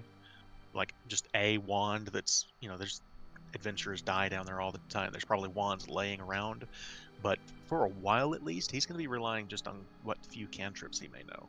Yeah, what can a wizard do without their spellbook? Cantrips. Just cantrips, okay. And whatever spells they had prepared that day. Do they carry over? Because he didn't prepare any spells today. That's a good question. For the sake of this, I'm going to say no. All right. They hit him real hard in the head in the morning, and he forgot all the spells from yesterday. So, Well, he he would wouldn't. at least got his cantrips. Between the time he lost his spellbook to basically Bard, I guess. I would almost say the police, but that's not right. And there was a day between. Excuse me. Yeah, I would say he's down there alone, just with cantrips. Okay, I'll Crazy. keep that in mind. That's Like I said, it's a death sentence. pretty comforting to know, honestly. Yeah, that's nice. But no And buts. I'm not gonna. Most people that go into Undermountain never heard from again. They're better prepared. Oh yeah, by a long shot. And Yeah, usually with friends and, I don't know what he's capable of, so who knows? Maybe he's got like a squad of barbed devils with him now. that's also a possibility. Yeah, who knows? Anyway, Anyway. I don't want to talk about this anymore. So for simplicity's sake and to move us along a little bit, I'll just say, before Coriel calls it a night, you get back to Trollskull Manor, you speak to her, she's their tutor, the Nat Jameson Swidley, and she says that, sorry, am I moving too fast? I may be No, moving too Not fast. at all. I'll just say she says that a few days in Amphel might do the kids good for the holiday, and she's not opposed to going along, and like I said, fresh country air for her also. She's happy Yeah. to take them there for a few weeks or a few months. She says, like I've said before, House to Amcathra is paying for her services anyway, and she doesn't have anything immediate in Waterdeep that needs her attention aside from them. All right. Bart will go track down a handful of books about Undermountain and devil potential. Ooh, that's good, Tutter. Right? What? I found a cool revamping of Lady Suni's emblem. Oh, that is cool. So books about what? What was it now? Undermountain and devil contracts. Okay. So you find Bart the next day, and he clearly hasn't slept again. And he's got a chest of books. And he's like, I'm ready to go. Bert, man, I start to say something, and then I'm like, you know what? Now's not the time to be chastising him for You're anything. like, Bart, and he just gives you this crazy look. That's like twitching. One eyelid is just like twitching. What? Yeah. So, You look good, brother. You look real good. Feel good, Todrin. So good. Right. Yeah. Let's get out of here, man. so the question I'm going to leave to you guys, this will be the 28th, or the following day. next morning. Do you guys want to take horses to Amphale? Do you want to take the griffins to Amphale? Do you want to teleport to Amphale somehow? Todd votes Griffins. It's stylish, it's fun, it's unique. Can we get horses in Amvale? Because if not, You can get horses in Amphale, yes. okay. Because I know the horse trade is pretty It is, bare but bones right now. House Amcathros, specifically their ranch, was not hit very hard. Okay. They have horses at the ranch in Amphale. Because Bart's like, I need transportation. Yeah. In fact, Isvale would Devils could say, strike at any moment. Isvale would say that when she was in Amphale with, it was just her and Nat and House Amcathra, they were at the ranch, that what she did to keep Nat's mind off of Jinx and Swidley being missing and you guys being missing was she took her horseback riding and frankly shooting. Cool. Right. Yeah, Bart is going to bring up devils a lot in the near future. Oh no. So, Hey, Todrin, just randomly in the middle of the night, can you do divine sense in my room for me? Oh, it's so terrible. It's so true. Oh man. it only gets worse from here. That's awful. Poor Bert, man. He's pitiful I right heard a now. noise. Are there imps? You hear me go. Nope, still nothing, Bert. Did you actually do it? Yes, Bert, I actually did it. I love that so much. Did you actually do it? You all head Oh up no! to Peaktop Eyrie the next morning. Will you Lady check Ele- under my bed for me? No, Lady- I don't want to piss off whatever's down there. Good night, Bert. Oh my god, I love that. Did you get that from that cartoon I posted a few weeks ago? Yes. I love that so much. That's so evil. I love it. Woo! Anyway, Lady Annabella Branta helps you all mount up on your griffins, Tiberius, Katydid, and Dauntless, and you take to the air. Flying over the city of splendors beneath you, it's beautiful, seems quite peaceful. You are only all too well aware of what lies beneath the city. You fly past several of the city's massive walking statues as you head northwards towards over a men's farm, where you can see some of the prisoners that are below serving out their community service sentences for petty crimes that don't include trying to murder a magister. Uh-huh. And you spend most of the morning flying over the plains, which soon give way to gently rolling hills. I would like... Real quick, totally off topic. What were the creatures named that were Todd's spawn? Cambions. Slot? Cambions. Oh. I think I called them katydids last time I tried to explain what was going on. No, that's the name of Mortimer's griffin. Which is why, when you said that, I was like, hold on a fucking second. No. But you get to about that point there, and then I'm gonna need... Give me 1 second here. Pull up my random tables. Did I tell Bert about the Cambions? I think you... I don't know, have you? I don't think Esville remember. knows either. Bart's got a lot going on. Yeah, no, if I hadn't, I'm definitely not going to. But, I'm not sure whether you've oh my told them or god, not. there's devils everywhere! yeah, I honestly don't remember. I'll I say feel like... since... Go ahead. Go ahead. I was just going to say, since I had him roll the D100, I'll have you roll the D20 for the random encounter table. Okay. Oh man, it's devils. It's fucking devils all the way down. No, as you guys fly over the hills and over the plains and through the hills, there's nothing unusual. You begin to descend from the clouds. You've managed to avoid my random encounter table. Excellent. You begin to descend from the clouds as you approach Amphale in the late afternoon. like I said, it's taken the better part of the day to get that far, to get to Amphil rather. You would have had to take a break for the griffins to rest their wings, but you know, nothing weird happened along the way.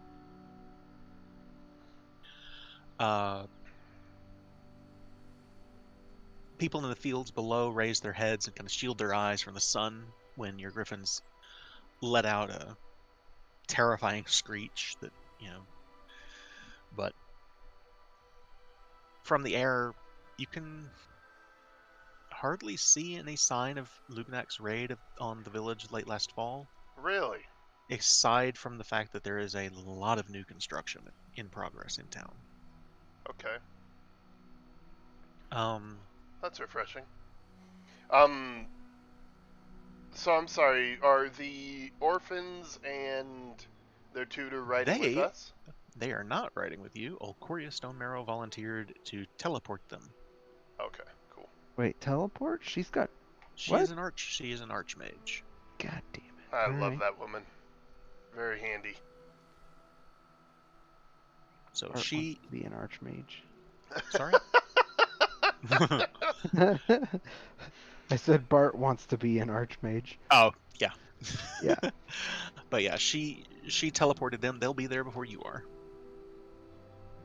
Awesome. In fact, I would say when the griffins land, they are among the first to come rushing out to meet you. Nice. I scoop Nat up under my arm like a football and carry her with me as we go walking and talking with people. So,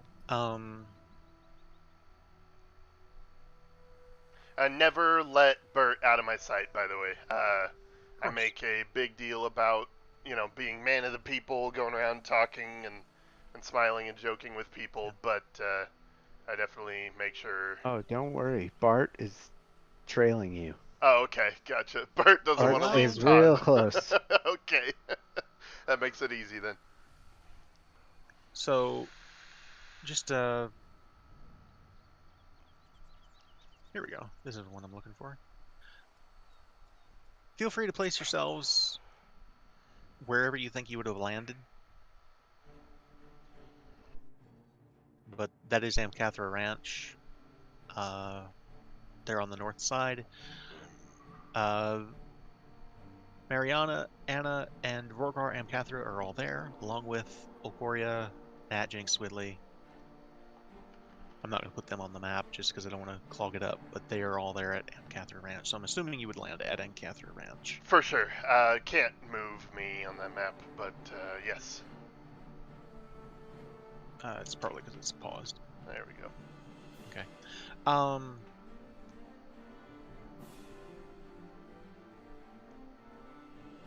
I scoop my I'll say- sister up in a big hug and give Mom a kiss and Yeah, shake Father's hand. yeah. He actually throws his arms around you too and says, "Todrin, my boy, Bartholomew, Mortimer, Esvalet, I was hoping to see you all return for the ride of the Stagless. I got your letter, and I've made all the arrangements. Thank you for that. I did not expect it to be as war heroes. News travels fast. Yeah. We've heard about your victory at Lance Rock. Congratulations." Thank you. There was a lot there that I would love to fill you in on, as well as more recent news from Waterdeep. But Wonderful. yeah. But thank you, Father. He immediately catches that and he's like, "Not wonderful. Okay." No, but for now we can focus on the better side of things. This is Lady Esvalet Rajnar, as Lady, you well know. it's a pleasure. And I'll introduce her to my family, and I give Mom a wink when She catches introducing that them. and she gives a short bow to Esvalet. Or I don't want to say a curtsy necessarily, but you know, it's a feminine bow. a feminine gesture of respect. Yeah, there you go. They bring you in. He says, "It's a few days until the festival, the rite, but I've already had the servants make you all rooms. If you have anything that can take up to your rooms. Aside Speaking from that, of people, did the Helders show up? they did actually. I've already spoken with I believe her name is forgive Kason. Forgive Uh, Jason. I've already spoken with Rosalind. She is currently I have her running things in the kitchen. Excellent. I have made an effort to find things for Trace and Amber to do as well, keep them busy and out of trouble. How goes the hunt for a healer that can take care of the kid? I don't think there's anyone in Amphale at the moment that would be able to tend to his injury, but I kind of slapped my forehead. I should have brought someone from Waterdeep. I didn't even think of it. Well, if a trip to Waterdeep is what it takes, I will pay for it out of my own pocket. Thank you for that. We, in these times as nobles, we really need to get this one done right. I agree. Self-Horn made an egregious mistake. Yes, he did. Yes, he did. There's another one in Undermountain that kind of don't you wonder what happened to him. Right, exactly. Uh, I don't wish to speak ill of the dead, so let's just say I hope he's in a position where it would be ill to speak of him that way. Of course. Well, anyway, he has the servants coming. If you brought any bags or anything, he'll have them take them up. Actually, I personally would like to give him 2,000 gold. Okay. And tell him that. What is this for?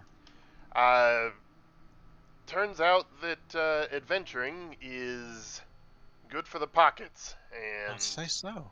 yeah, I think considering we're kind of heading things up here right now, every little bit helps. You know, that actually reminds me. We were having any glances at your griffins. We haven't worked out anything certain yet, but this might go towards something you might all find interesting. It says, I've been speaking with the other members, the other founding families of Amphale, House Ilzimer and House Roaringhorn. We are considering having a watchtower built after Lugnak's attack. West of here, closer to the mountains, but the basic idea right now, and he gestures to the Griffins, is that it would be a place for the Griffin cavalry to much like I believe you visited the Zundbridge. It's also an outpost that the Griffin cavalry maintain. Right. It's a day's flight from here to Waterdeep, as I'm sure you know, but it at the very least, if it was further out and we had Griffin patrols, there is some resistance to the idea. I'm sure you all know Griffins eat horses, and horses happen to be the primary industry here, but well, it's in discussion, and if you don't mind, I would like to take this and put it towards that. That sounds like a brilliant idea. We were really blindsided out here, and this is a place that should be a little bit more protected. So that's an excellent idea. Fantastic. That's something else I've had in mind for a while. Yeah, that's fantastic. I would love to be a part of that. Great. Well, what do you think? Like I said, Todrin Tower? I'll give him a grin. We'll have to see about that, but it'll most likely be up to the Griffin cavalry what they need. Of course. No, they'll probably be more likely to call it the Bellabranta Tower, but you know. Of course, and she deserves it. She really does. I understand that Anna's been doing quite well. Good to hear. I think it would be nice to have a place for them to be able to help us out with that out here. Anyway, Speaking of other news, and I will fill him and whoever needs to know with Bert there. So, gently as oops, I can. Uh, forgive me. I deleted your holy, tokens. holy, we're beacons of light. I love it. I every time I put you guys down, I have to delete that. Sorry. um, yeah, fill them in on what has happened in Waterdeep with Margaster, and then the truth of things behind the castle enters. I'll say this all happens over dinner. Sure. Okay. I would have never thought Victorio Castellanter and his wife would be involved in such a thing, and Bartholomew, I'm genuinely sorry for what happened with your father.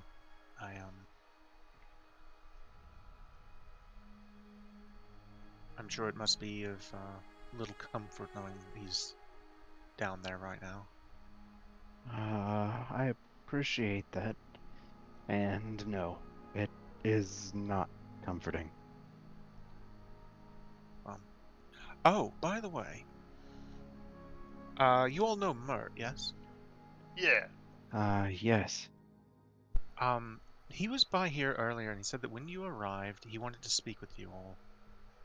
He's been hanging out at the Staghorn Flagon in town. It's one of the few buildings that survived the attack.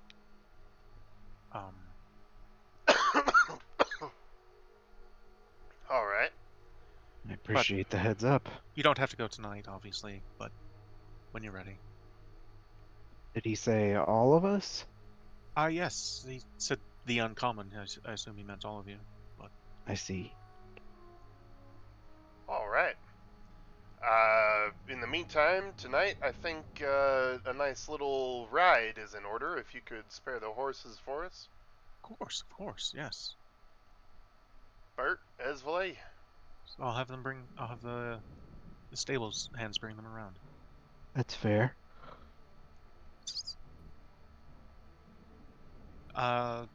Just the four of you, or do you want to take the munchkins? We can start teaching them later, but I kind of feel the need to let it fly, so to speak. I will say it is also going to be an evening ride at this point, so. Yeah, let's leave that to the more experienced ones of us here. Yeah. All right. I'll say he has, like you said, they bring around 4 horses. They're all Amphel Greys. They're that speckled gray, or dapple gray rather, kind of horse that they bring around, which Amphel is very well known for, basically across Faerun. Nice. And by that point, it's an early evening, but you're free to ride. There's some woods nearby. There's the horse pond is not very far away. If you wanted to ride into town at this hour, you could. It's entirely up to you guys what you want to do with those horses and where you want to go and what you want to do. I just imagine we swing by the pond, and then just come back and get some rest, so we can start handling things tomorrow. As far as Mert, and is the Staglass tomorrow, or? It's a few days, which I can skip a few days if you guys want to get to that. Yeah, I mean, I imagine we'll do our thing, little bit of vacationing. It's kind of like visiting a B&B, but that just got invaded by orcs. Well, it's been about 7 months ago now. I will say that well, I'll just read the thing that I had prepared for. Okay.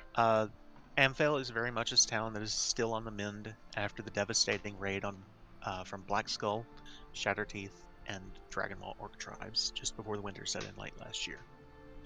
Even now, in the middle of the ongoing war against Lugnak's horde, construction is in full swing across town. One of the few structures that was left unscathed by the attack is the town's famous Staghorn Flagon, which happened to be magically warded against fire centuries ago. That's canon, by the way. Right. Lord Rorgar, or Lord Warder Rorgar Amcathra had initially taken the brunt of the blame directly after the orc attack, but in the months that have followed, he has since put a great deal of House Amcathra's funds and political pull into rebuilding Amphale. The Uncommon's daring escape and rescue of more than 100 of the prisoners taken from Amphale by the orc tribes has also certainly helped his efforts. And the villagers that you all evacuated from Keldel have been singing the praises of the Uncommon as well, after you alerted them to the approaching orcs under the command of Grubleek the Hellscorned, the recently deceased chief of the Shatterteeth tribe. Evidence of Amphale's primary industry being on the mend can also be seen from the road. You would see, over the course of the next few days, I'm not going to say that night, but you see young foals that are barely a few months old playing in the fields, never straying too far from their mothers, having yet to be weaned from her milk. Either that or in the form of fresh droppings along the road. And it'll take some time before Amphale's horse breeders are once again working at full capacity, but there is something about the familiar sight of young horses that boldly states Amphale is far from defeated. Good, good. Yeah, we absorb that and enjoy it, and eventually find our way to Mert. Okay. You have to forgive me, I prepared a lot of stuff for Amphale weeks ago, and I've been dying to read it, so... Oh, no, that's fine. Go for it. The Staghorn Flagon, again, is one of the few buildings that was left unscathed. Tavern features sturdy timber walls, flagstone floors, a gently sloped sodden roof that is covered with sprouting grass and blooming wildflowers. And in the back, there's a large stable for patrons to secure their horses.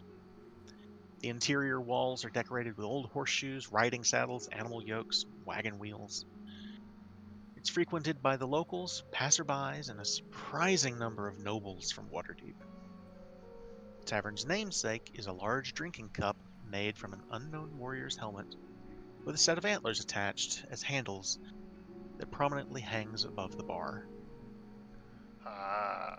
It's a cozy establishment, dimly lit, with simple furnishings. And it's usually quiet except for when the tapping of a new keg is announced by the proprietor, Arleosis Starhenge, blowing a hunting horn, and when one of the serving girls is talked into a knife throwing contest with an inebriated patron. Much of the talk is about horses, which Amphale's economy is dependent on, or current events such as the recent victory of over Lugnak's horde at the Battle of Lance Rock. You guys can't buy a drink for the life of you. You are greeted as heroes, and if you try to buy a drink, a nail or something, someone is there to pay for it. Awesome. Stag is famous for a few reasons. The first is the legend of the Staglass, a Saudre Darentry, who many of the locals and worshippers of Maliki say was the goddess in disguise. Many of them believe that the Lady of the Forest holds the tavern and Amphale itself dear to her heart. Druids, rangers, and priests of Maliki, like Mortimer, frequently come to Amphale to visit the stag, where they bow and kiss the bar where Asadre died. Legend holds that any true believer may ask the goddess one question a year and receive a clear answer.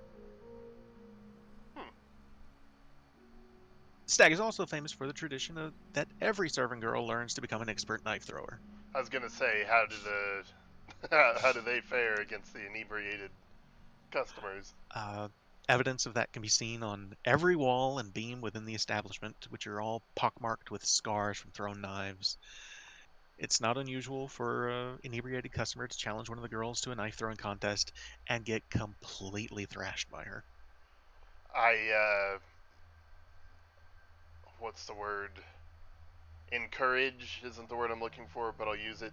As a way to to All try right. her hand? I'll say she's had a few drinks by the time you talk her into it. Awesome, awesome.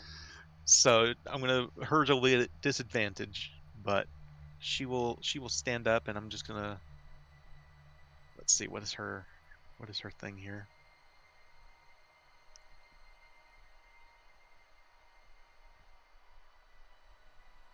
She's got a plus. Is it a +9? Really? Fuck Yeah, +9. yeah. So first, I'm gonna roll the serving girl, who rolls a natural 20. Oh no.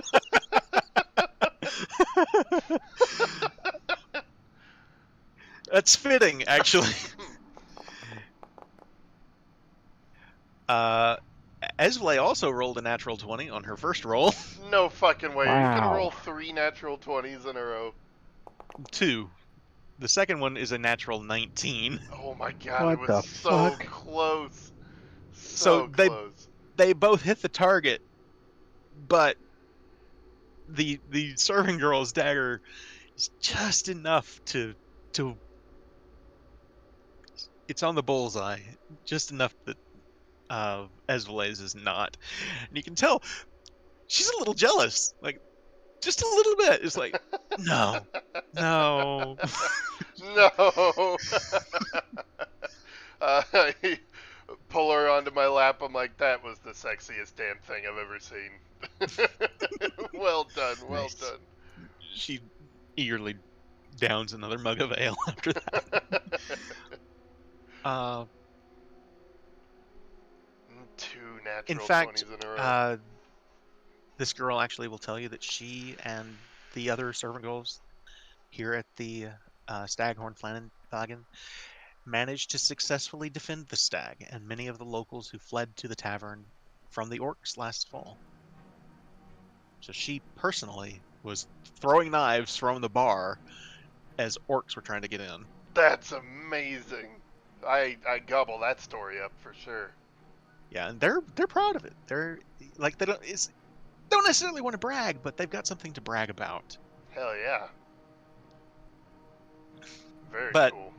eventually, Mert will saddle up to you after witnessing that, and kind of pats you all on the back, and he says, "See, you don't have to worry. The stag's a safe place to get blind drunk in." Right. Nice. Speaking of safe, oh man, let me pull up my notes here. From Lionora. Ephrail Castlenera, is he still in town? I believe he may have gone to Lionora, actually. Oh, alright, good. That was what I was supposed to tell him. There was a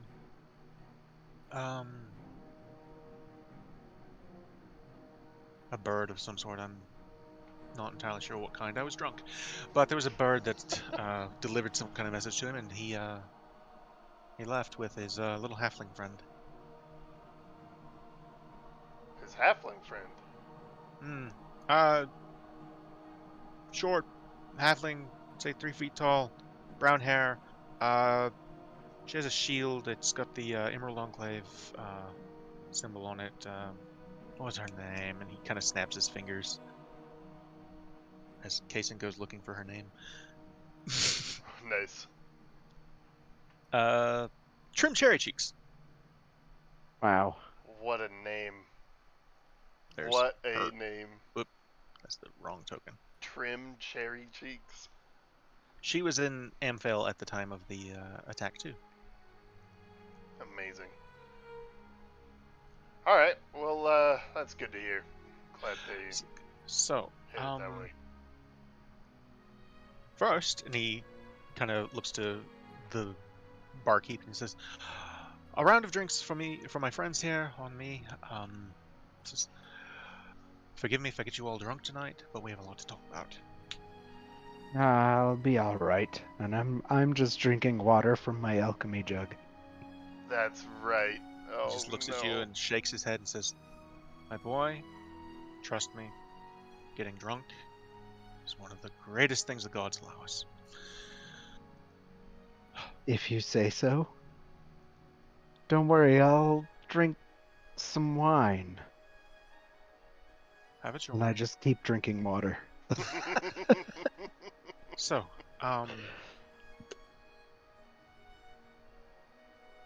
well, Lady Silverhand told me that she unfortunately did not have time to properly debrief you after Lance Rock, but she's left that to me. Sorry, just to clarify, this is the sheriff. This is Mert. Oh, Mert. Right. Okay. Yeah. Gotcha. He is Lady Silverhand's basically right hand. Gotcha. He's also a member of the Harpers. Yeah, that's what I remember about him. Says, I don't know if you're all aware of it. You have angered some of the masked lords in that little interview you gave with the Waterdeep Wazoo. Yeah, kind of guessed. Fortunately for you, all you've done, you've all done good work for the city over the last year. So it's hard for them to come down on you too much. But tell no one of this. Lady Silverhand and I both believe there's more going on. And you guys are right in the thick of it. Any details you can shed on Not that? entirely sure yet. It's hard to say. But leaking the truth about Lord and Lady Castellanter's devil worship to the press has ruffled more than a few feathers. As I figured it would. Sorry, but... Yeah, I mean, while it may not have been something I should have done, it may have been something that needed to be done. I understand. The fact that he was a masked lord is, well, makes it even more cutting. Yeah. You've all made quite a name for yourselves over the last year. The broadsheets aren't talking about your the broadsheets are not talking about your involvement at the Battle of Lance Rock, but the people are. Red Larch is too far away for the Lord's Alliance forces to go without spreading themselves too thin. Fortunately, you were all there. And you managed to get Doricor on our side, which I understand you've been compensated for, yes? Were we? Were we given the 10,000 for both missions? You were. Okay. Then yes, we were. I really think it's going to be prove to be a turning point in the war. Waterdeep is a big city with a lot of big city problems. But having her on our side helps us a great deal, I think. Speaking of big city problems, we're actually having, well, right now both clearing of the north road to the high road to the north and the reconstruction of the Zun Bridge are mired in guild infighting. It's a real mess. Is there anything we can do to assist the issues with the North Road? I don't think so. There's an ongoing strike about unsafe working conditions.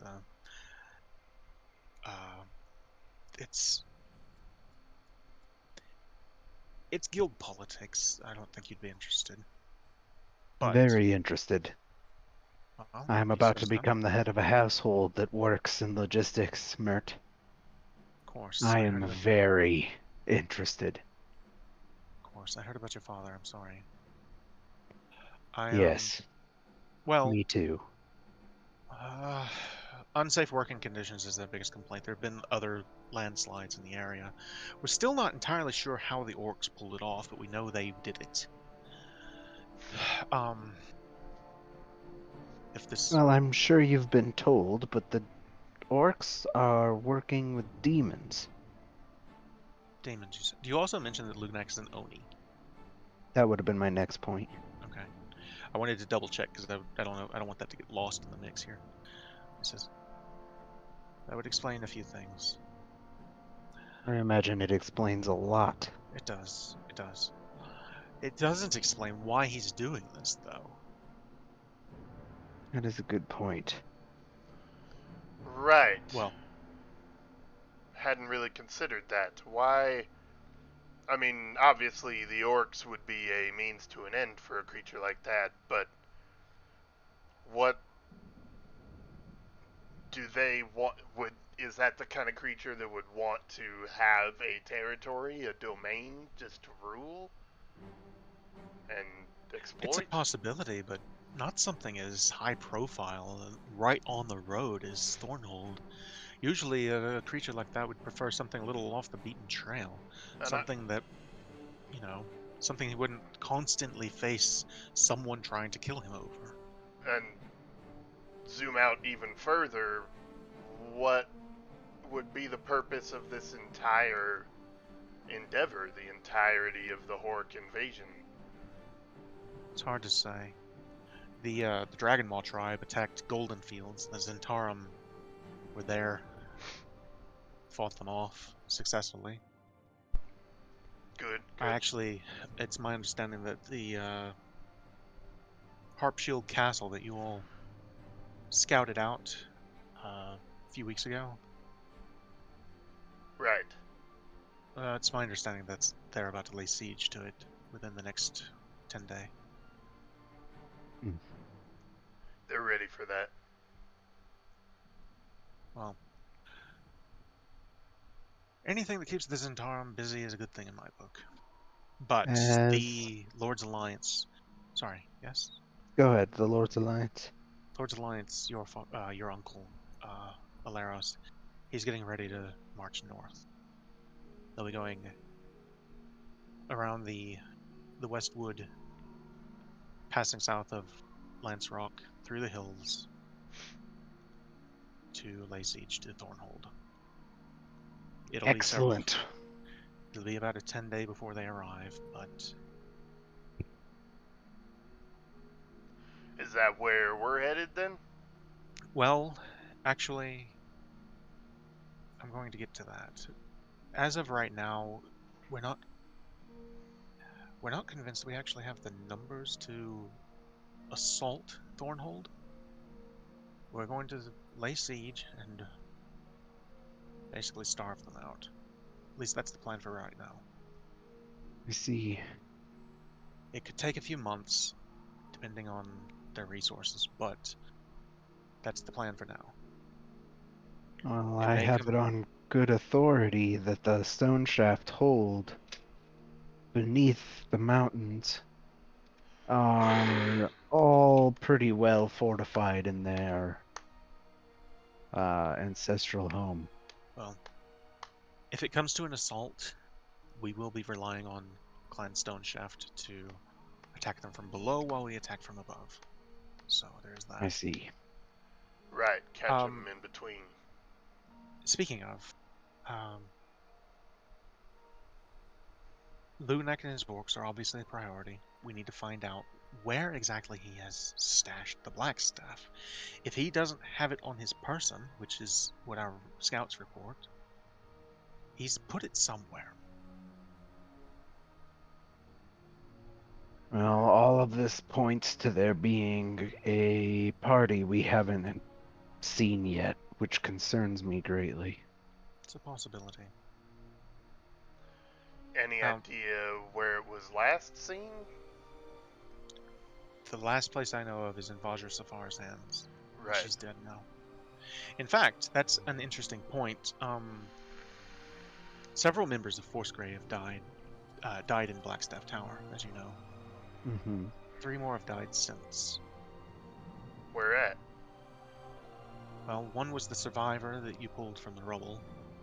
He was reportedly killed in the dock ward during a botched robbery. Another was run over by a coach in the night after drinking his fill at the Yawning Portal. And a third was found dead in his bedroom at home with an arrow in his chest, with all the doors and windows locked and undamaged. Well, that's concerning. That all seems rather convenient. Just be careful. 1's a fluke, 2's a coincidence, 3's a pattern. Right. Well, In fact, actually, I as of see. As of right now, you're all the very last group of Force Grey that is not at least down one man. Just for my own interest, that arrow, was it orcish in origin? I don't believe so, actually. What I've been told is that it was quite large, actually. Didn't appear to be orcish, but it did have black feathers, fletching rather. Um, the Rather best, the large, best but the investigators could tell, it came from a very, very large longbow. Um, but no, I don't believe it was orcish. does any of that mean anything to me? Roll a history check, and Bart, I believe it's been more than a month, so your keen mind wouldn't apply. But if you want to roll a history check too. You know it. 19, baby. Okay. 17.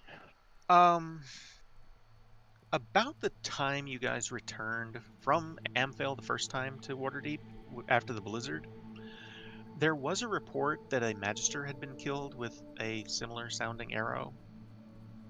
But it's been months ago. You hadn't heard anything about that since. But you guys have been busy with other things that necessarily killings in Waterdeep hasn't been a particular interest. But now that you kind of think back, it's like that actually does sound familiar. That is definitely something to keep in mind. Wait a minute, was that the same I may be grasping at straws, but did the Magister that my father had a hit on, was he actually assassinated? No, he was not yet. Not yet. This is a different magister. Gotcha. This was actually in my news stuff way back. Let me pull up. That was a long time ago indeed. Yeah. I do vaguely remember this. It's in handouts. Let me go way back here. Jailbreak, orc activity, Black Viper strikes again. Iron Talon brings Dragon Warlord to justice. It actually was not in that bit, so it was after that. It apparently never made it into handouts, which is my mistake, and I apologize. I But remember hearing about it. you guys would remember hearing about it. Anyway, to continue the discussion, Right. it says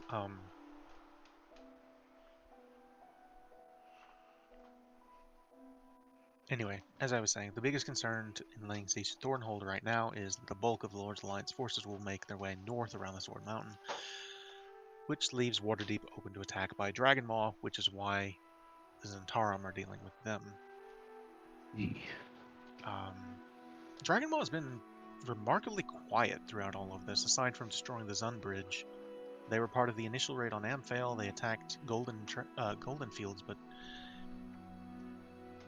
they could have attacked, say, forgive Case in a moment while I look up the map here. They could have attacked Nightstone or Daggerford at any time, and they never did. Nightstone's literally a stone's throw across the forest. It's unusual. But, anyway. Well, we are in town. Go ahead. Go ahead. Nope, after you. Okay. We are in town here in Amphale for the Stag Lass, but after that, did the lady have any goals for us specifically, or? Actually, yes. Not so much Lady Silverhand herself, but the Masked Lords in general have Good.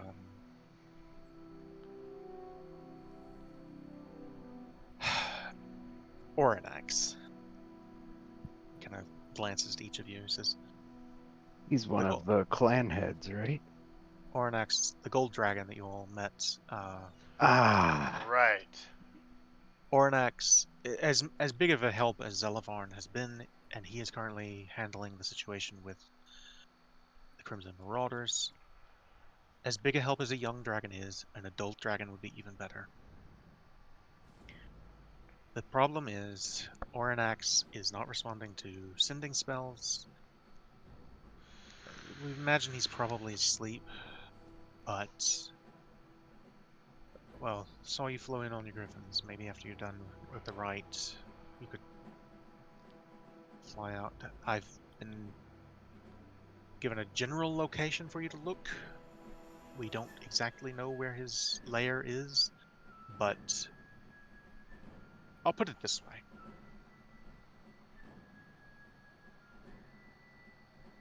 The concern is, well, the Black Staff's been stolen, and now Oranax has taken the Dragon Staff of Agerhon and isn't responding. That is concerning. He looks to Todrin and he says, there has also been some discussion about Azure Edge by the Mass Lords. Having her outside of the city? It's a concern, and potentially a valid one, but just politics, you understand. Right. Well, as a sentient weapon, if they value her enough to need her there, they value her judgment and ability. And I if she agree. chooses to be out here doing what I'm doing, then that's where she needs to be. Yeah, and she pipes up and she says, I've pledged myself to the protection of Waterdeep, not of the Mass Lords. Hell yeah, girl. Hell yeah. I give my axe a fist bump. She actually predates the Mass Lords, for the record. Amazing. Speaking of the orcs and their plans not making sense, we already discovered from Doracor the potential politics of the orc involvement. I think having Just as an FYI. I think having them help with the siege on Thornhold is for the best. I concur. Speaking of, this is about Thornhold. The Harpers would like to see House Margaster and Clan Stonechef make amends once and for all. I'm working on it. Perhaps with your father out of the way, that'll happen. Well, it's already underway. Kind of leans forward a little conspiratorially and says, we also recognize that House Margaster would benefit significantly from regaining control of Thornhold. Excuse me, what? I am aware, the Harpers are aware, that House Margaster would benefit significantly from regaining control of Thornhold. We are prepared to help forge an alliance between your two families, allowing House Margaster to once again take control of Thornhold's keep, whilst Clan Stonechef maintains their hold beneath the surface, and both families help with the castle at large. They would both share the responsibilities and benefits that come with the rest of the castle. I'm glad that... Go ahead. There are other details we'll need to iron out later. Safe house for the Harpers. The Order of the Gauntlet is requesting unrestricted access, which we'll have to discuss those things. But before we get to that point, we need to liberate Thornhold from Lunak. Well, I'm glad that you support that decision, and it's good that you came to that view, because those steps are already being taken. Well, if your father was still in charge of your house, those decisions would have been a whole lot harder. Believe me, I am aware it's a big part of the conflict that we had before all of this came to light. On the subject, I have spoken with Thintius, as well as Excuse Laros. me, what? Thentius? Ah, yes, he's up in Luskin. Correct. I've By spoken with. design. He smiles. Harper's. Fair. They both agree that it's high time to end the rivalry with Clan Stoneshaft. They're on board with the Harper's plan. Your father refused to meet with us, which he actually told me personally to stop meddling in House Margaster's private affairs, but he's out of the picture now. Now Margaster affairs are my affairs. Indeed. I haven't been able to get in touch with your sister, unfortunately. She is unfortunately in Undermountain with the fiend known as the Dreadlord. Sorry to hear that, but Yes. well, That it's at this point that the red glare on both of their faces gets a little too intense, and they turn and look, and Todrin has the biggest fucking grin on his face, and the heartstone that is always flashing with his heartbeat is extremely bright. You can tell the talk about Thornhold working out amicably makes him a very happy man.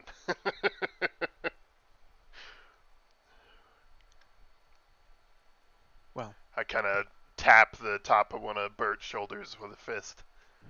he just looks at you, Bart, and says, I want you to know, when we were originally discussing whether or not to bring you into the Harpers, there was some people that were raised questions. I vouched for you personally. And I am very proud to say that I think I made the right decision.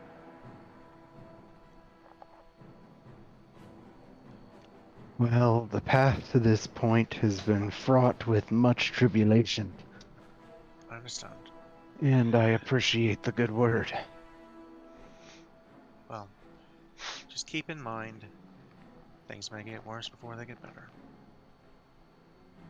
Yeah. I'm keeping my eyes open. So, it is approaching 10 o'clock at night for me. We usually stop at this time if you guys are okay with doing the Rite of the Staglass. It won't take much longer. Yeah, I feel like we could wrap up with the Staglass. And that way we can get straight to whatever you guys want to do The fuck from was that? after Amphil. What was what?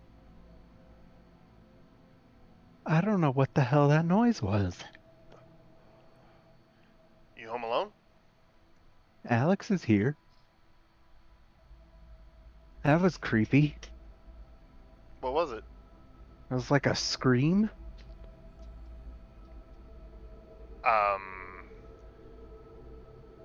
I don't know. I don't know what the fuck that was. Shit. I don't like it. Well, if I die, I'll find out what it was. Oh no. Do you need a minute? No, we're good. Okay. It's like, I'm not fucking getting up. So, Yeah, I'm good.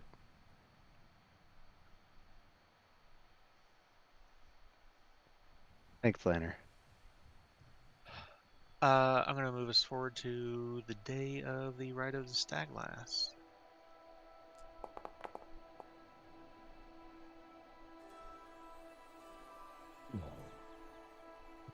So, about 3 days, you guys spend in Amphale, taking in the sights, having your discussion with Mert, spending some time at the Staghorn Flagon. The day of Rite of the Staglass, though.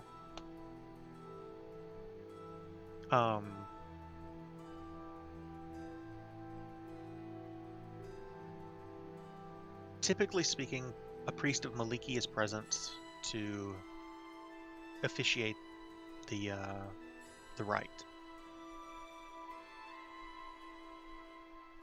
Irina and Mariana and Cathra Todrin's mother and sister, both take Esvele under their wing to get her prepared and dressed for the ride of the Staglass. She is given one of the Amphale Greys for her initial ride through town. Mariana actually tells her, I ran and tried to dodge, but you don't have to, is one of the things you kind of overhear. What? It's a yearly celebration held on the first of Flame Rule every year. The basic idea here is that in commemoration of the death of the Staglass, young women ride through Amphale horseback. All the people in Amphale come out to see this. They all wave and smile and throw flowers and things like that. And once she gets past Amphale and about to almost out to Amcathra Ranch, she dismounts the horse. And it's up to her whether she walks back or runs back. But she has to get to the Staghorned Flagon. And the whole way, villagers chase her. And they attempt to throw buckets of muddy water, rotten tomatoes, soured milk, spoiled wine, all over her. Oh, Jesus. And it depends on the Staglass. When Rhea did it, she ran and she screamed. When Mariana did it, and when Arena did it, it was more of a friendly jog, and sure, let the kids throw some stuff, and it's fun and games, but, they're still at a fast pace. Esvele says, nah, I'll just walk.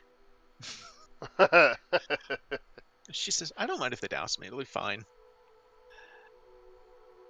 But she has this polite ride through town where the villagers all wave and smile, knowing that, a little later they get to throw water or mud and tomatoes and stuff like that at her.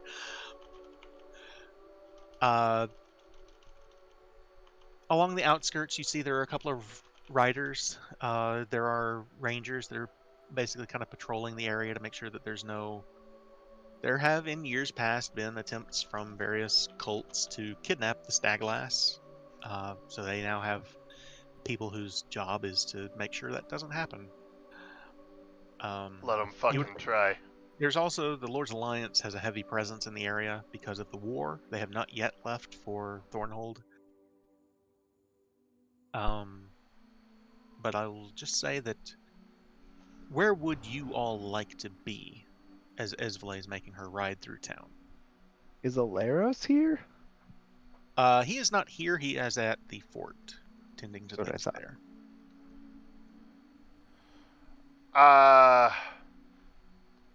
You should be able to move your tokens. If not, let me know. So she rides out to about here and then dismounts? Closer to about this point, but yeah. Okay. And if you want, you can follow her back from there, or whatever you guys want to do. Can I... You could be the first to dump a bucket of mud on her if you want.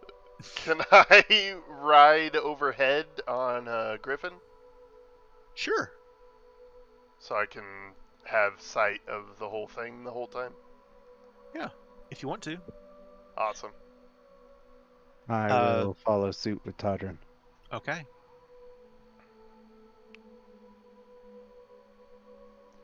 And while I do want to witness and enjoy the festival, I am keeping a serious eye out.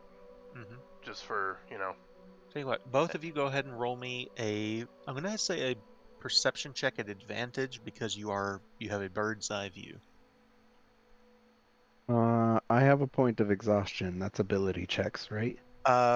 It's been a few days at this point. Would he have I haven't. If it's been a few days, I probably have 2 points of exhaustion. Okay. Even Bard counting is not sleeping. the spa day. That's after the spa day. I've Yeah. probably had like 2 or 3 hours of sleep since we left Jesus Waterdeep. Christ. So Someone hit him with a tranquilizer. let me see here. What does exhaustion do at level 2? I have it written down in my notebook, but I've got it here somewhere. I am too distracted by my beautiful girlfriend. how dare you? I know. So I actually don't have exhaustion here handy. Oh, wait, here it is. Your speed is halved, which you're on Griffin's back, so it won't really matter. So yeah, he's everywhere you go. He's kind of lagging behind. Half speed and disadvantage on everything. Yeah. Ability checks. For the So record, you do just know a that. straight perception roll? Yes. For the record, you do know that at 6 You die. exhaustion Yeah, points, you die, right? Okay. I'm aware. So you guys fly overhead. You don't really see anything though. There's nothing that appears untoward from the air. There's like I said, you actually do notice Trowlum and Varus, the two half elves from Lionora that joined the Lord's Alliance.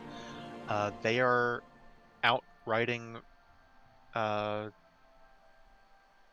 Greys on patrol for the Lord's Alliance. Awesome. Looking for, they're helping to protect the right of the Staglass. And I will say that as you're flying over, you notice that she leans over and kisses him. Aw, awesome. On the ground, though, what you see is Tauf and Elon holding basically a trough full of muddy water that they douse Ezreal with. So as she's on her way back, though. But you will probably want to land the Griffins for the final bit of the Ride of the Staglass. Yes, yes.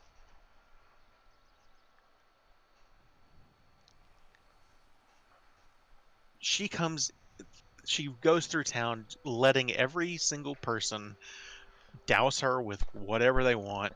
She comes into the Staghorn Flagon a mess. She is dripping with mud and soured milk and tomatoes. Like there's bits of tomatoes all over her.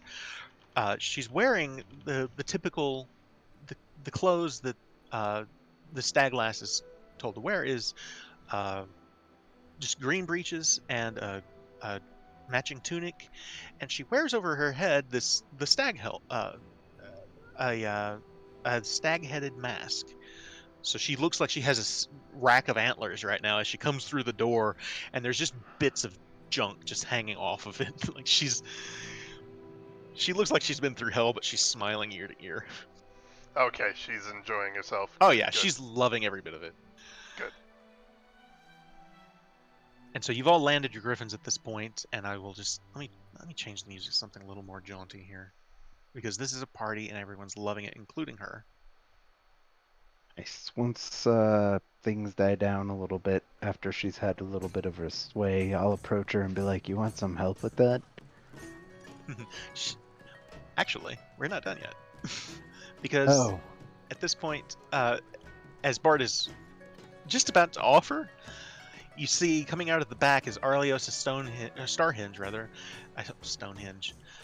Arleos Starhenge, the proprietor, and one of the serving girls that you spoke to a few nights ago, hauling in a wooden bathtub. And they clear out tables and set it right in the middle of the tap room. This is canon, folks. Nice. She finally is able to remove the stag-headed mask, and puts it on a table nearby, dripping with mud. She kicks off her shoes, and frankly, being Ezreal, she strips butt naked in front of everybody. Of course she does. Of course. And she steps into the bath. And at that point, Arleosa raises a tankard into the air and says, "From this point forward, for the rest of the day, all of the drinks that are in the Staghorn Flagon are on the house. Woo! Drink to your health." Or rather, to Staglass's health, rather. Mm-hmm. And she is handed a mug of ale. I shouldn't say mug. She's handed she's handed the tavern's namesake, the Staghorn flagon, which is it's a helmet. It's a warrior's helm full of the darkest, bitterest dwarven ale Arleosa could come up with. And Esvele has to drink all of it. Oh boy. Which we'll find out how she does. Again, this is canon, folks. I love it. I love it. Oh no. She gets it all down, but she does end up barfing.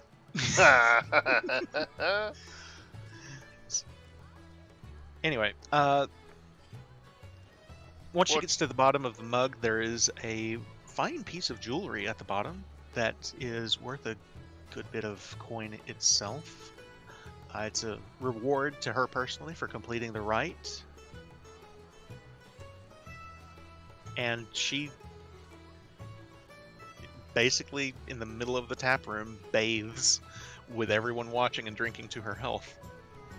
Amazing. I'm seriously not making this up. This is literally canon. Right.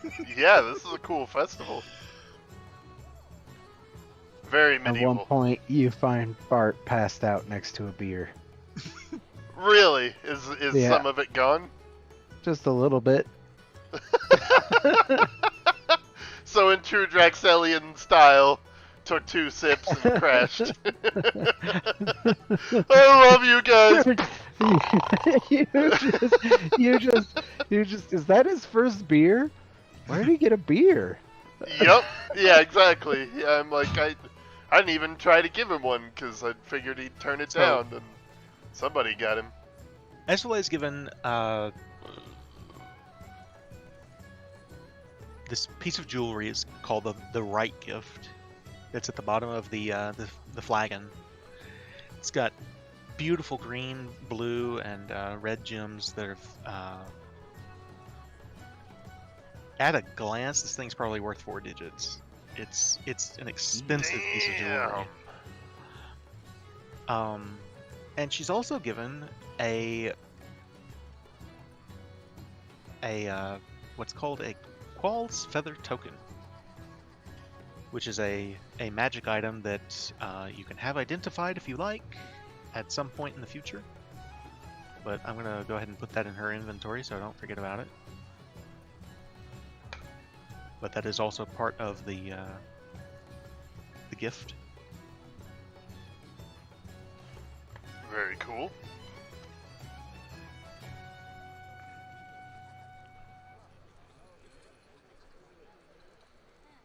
At some point during it, after enough drinks, Todd strips down to his pants and jumps in the fucking bathtub. Yeah, and much to the amusement of everyone there, I will say. And she is drunk as a skunk, but more than welcomes you to kiss in the bathtub in front of the entire tavern. Hell yeah. So, I will leave this part up to you guys.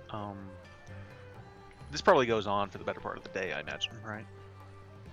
Yeah, I mean, we just have a good old time. Bart, how much have you drunk? Todrin, how much have you drunk? 1 beer. Just one? 1 beer. He And you didn't passed sleep out. for 2 days. That's true. Okay. That's fair. So he's not drunk, I'll say. Todrin, how about you? If it were modern times, Todd wouldn't drive, for sure.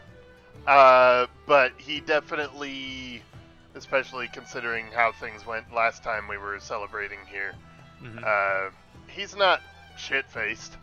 I'd say if 10 is Esvele and 1 is nothing, he's at a 5. Okay, so your call, is it enough to call for a disadvantage on anything? I'd say a -2, not disadvantage. Okay, we'll call it a -2. Anyway, For the rest of the day, this party goes on and on. She eventually gets out of the bath and gets dressed. I give her a prestidigitation Yeah, if she she- wants it. Clean her Sure. off. Yeah.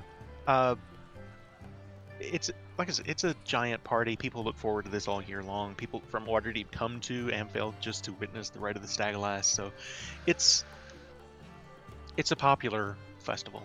And by the end of the day, though, you guys all would head home to Amcathra Ranch. I'm carrying as well. Oh, yeah. Probably so, yeah.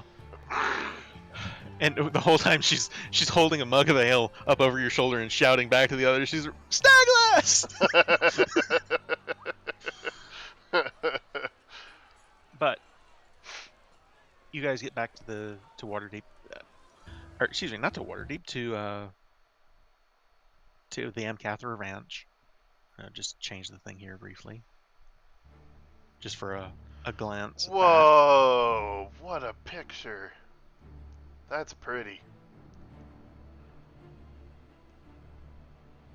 Which I also should have shown this one. I apologize because I should have shown that one the whole time. Hey, there you go with the throwing knives. I see it. I had it here and I forgot all about it. Sorry. Is the stag took me horn forever. flagging in here?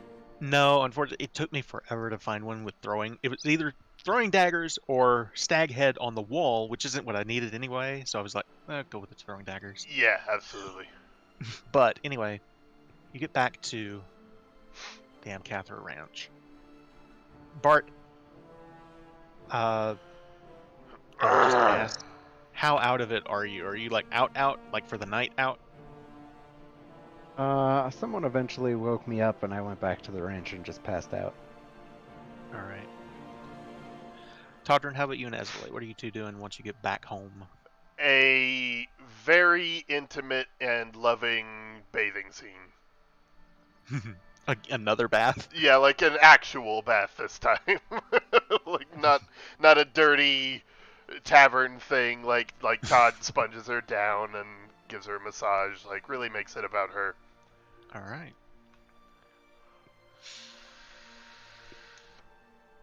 So. And checks in on Bert at some point just to make sure he is alive and You find him fast asleep. Sleeping in his clothes. Yeah. I pay a couple pretty serving girls there on the ranch to when I say take care of him, we're not getting perverted here. Right. Just like Sure. you know, get him out of his clothes. Mm-hmm. You know, don't upset him, but the man needs some real rest. All right. And I will just say that give me a moment. Sorry.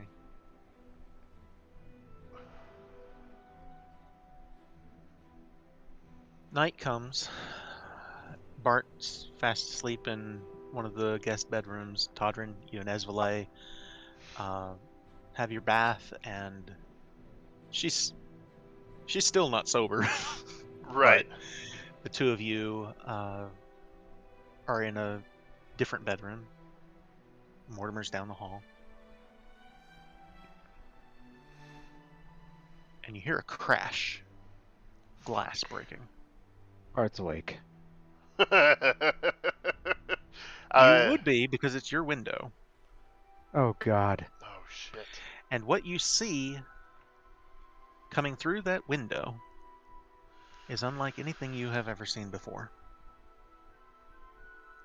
8 legs, metallic.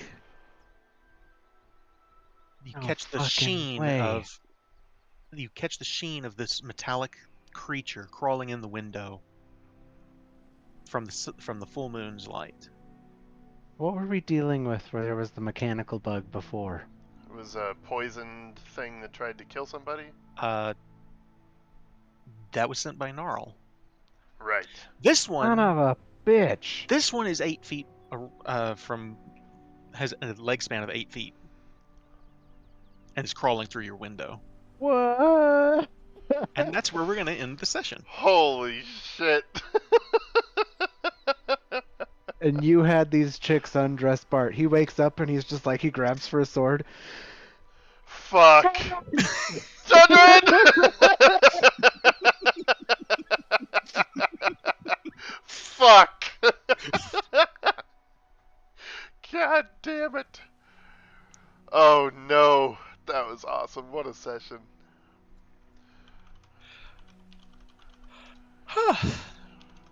Oh, I I've been looking love forward it. to that. I love it. See how much fun we have, and there was not any combat at all. Not yet. Yeah. Next session, though. Not yet. Not yet. It starts with a giant fucking mechanical spider. Oh wow. So my intention is to run that battle on this map. I gave a lot of thought to making a map for Amcathra Ranch. I looked online for suitable maps, and you would be surprised at how hard it is to find a suitable noble villa or noble estate ranch. So I figure it's probably best to just run it on this map because Sure. more of a theater of the mind kind of thing than anything. Yeah. Totally fair. So we will do that next time. I hope you all had fun. I loved it. Fuck yes. I've been wanting to do the Ride of the Staglass, or at least talk about it since the very first heard about it. I just thought it was the coolest thing. Yeah. So, Yeah, I love the culture. and at in the this same world. time, I was also like, should I even mention this? It's kind of naughty, but it also, like you said, the culture of it is fascinating. Yeah, So. and like you see a lot of in Game of Thrones in medieval times like that, there's plenty of opportunity for, raunchiness to be the sole source of real entertainment. I don't want. Here's the thing. I would not do that for any group, and I've said that before. I said that before this session, but I feel like we're all adults. We know, we can be adults about it and not be Hell weird yeah. about it. And I've been hitting on my DM for years. there's that too. We're fine. We're fine. Yeah, exactly. So unless someone has a problem with it, which you can tell me in private if you do, but I don't intend to make it like a regular thing or anything like that. No more than it already has been in our campaign. But I've made it a regular thing. It was that's fair too. I appreciate it, but I think we're all good here. All right. Wow, that is cool. I like that festival. So I do want to ask a few things. Okay. First, Drax, I feel like I owe you an apology. For what? Malfear, because I know you were looking forward to that bastard just being dead. Oh, I was, but it adds to good drama. Big time. Big time. I didn't see that shit coming at all. So every time we make advancement in the story now, Bart's gonna be like, all right, can we go down now? Like, we didn't kill Lugnak. He's might as well be dead. Let's go. But yeah, the session's over, but I'm just gonna say the Lord's Alliance will begin marching soon, like the day or day after. So we are quickly approaching whatever goes down at Thornhold. Bart's gonna By the push way, pretty hard. let me add this because I failed to do it, and I just realized I failed to do it. Mert would have given you a place to look for Oranax. Yes. I was gonna ask, and then we got sidetracked. I Did apologize. he tell us where? He does not have an exact position, but, and I'm gonna bring us to the map here. Let me know if that is the map loaded. So Yep. you guys are in Amphale here. Right. His suggestion is to go here to the edge of the High Forest and follow the Unicorn Run up to the Star Mounts. Awesome. He says, take the Griffins. You'll make better time on the Griffins. But basically, the Unicorn Run is a river that is, frankly, there's a reason it's called the Unicorn Run. You're likely to see unicorns first, but second, there are many, many, many, many, many waterfalls along the Unicorn Run. Oh, just along the length of it. And they range from, just simple like rapids and things like that up to 20, 30, 40, 50-foot high waterfalls. He says, being a gold dragon, there's a possibility that he might be hiding in one of those. He could be higher up in the mountains, up at the peak of the mountains. He could be in some of the hills in the high forest. No one really knows except for Oranax where his lair is. But regardless, it is imperative. If you can't find him, they still need the dragon staff, or to talk him out of the dragon staff, which you guys have tried before and it didn't go well. Right. Right. But they does want him to help with the siege on Thornhold. does Bert have locate object? Yes. So that's probably our go-to for scanning for this, is looking for the staff. There's some weird, what are they called? Caveats? Yeah, it's a good word. I believe at this point I would have access to locate creature. Holy shit, I I have have both. oh, nice. Do I have a 4th level spell slot? Not yet, I don't think. I have a 6th level spell slot. You might have a 4th level spell slot, but you might not have access to 4th level spells since you multi-class. That's a possibility. That's my problem. I have a 6th level spell slot, but no 6th level spells. Really? Okay. Yeah, because I have 3 levels in Artificer.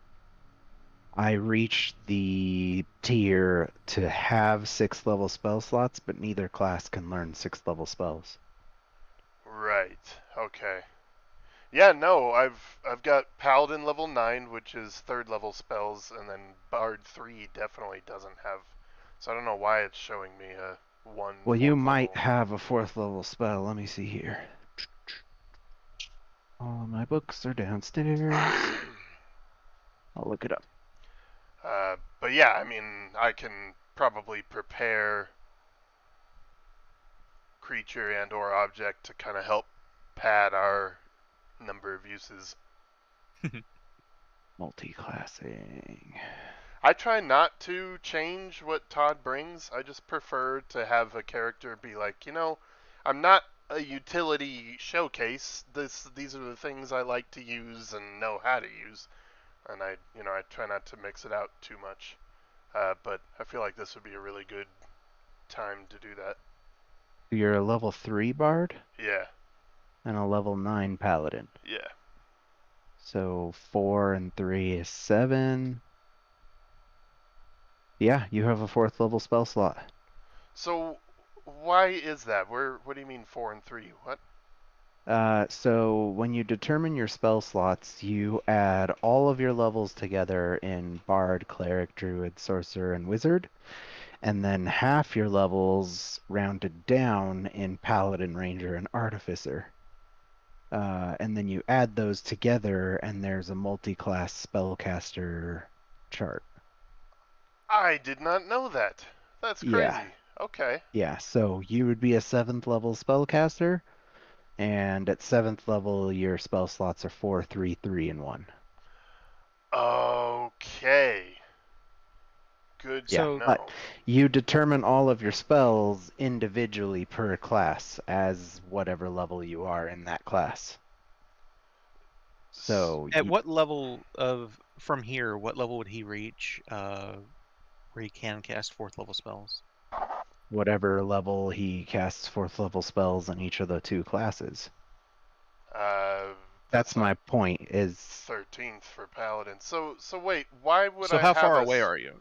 If I took 4 levels of Paladin, I'd get there. It's probably about the same for Bard. Okay, so you're a way off then. Yeah, but hold is it on. round up? Why? Huh. Why would I have a spell slot given to me in a... You can upcast a spell, Okay, so okay. you can still use the slot. You just don't have any spells that are specifically 4th level. Right. I'm in Gotcha. the same boat. I have a 6th level spell slot, but I can't use 6th level spells yet. Okay, that makes sense. Yeah. Upcasting makes sense. I will say by the time you guys get back from Oranax, you'll probably be looking at 13th level. So I still don't think I'll have access to 6th level spells. maybe not. Because But that'll only put me a 10th level wizard, and I'm pretty sure you Right. don't get 6th level until level 11. I think you may be right. Yeah. Pretty I think you are. sure. Yeah. But so I'm gonna pitch this idea. I invited Starfarer to pop in, but they just started a game of their own, so not available right this minute. Are either of you interested in Oh, right, the test. the test game, Hell or yeah. should we do that another night? I know it's 10:30. I would love to play through that with you. You've Wait, got time, I do. it's 9:30 for you guys. It's not 11:30. That's right. Okay. Correct. For some reason, I keep getting it backwards, and I don't know why. You'd think I'd know by now. It's only been like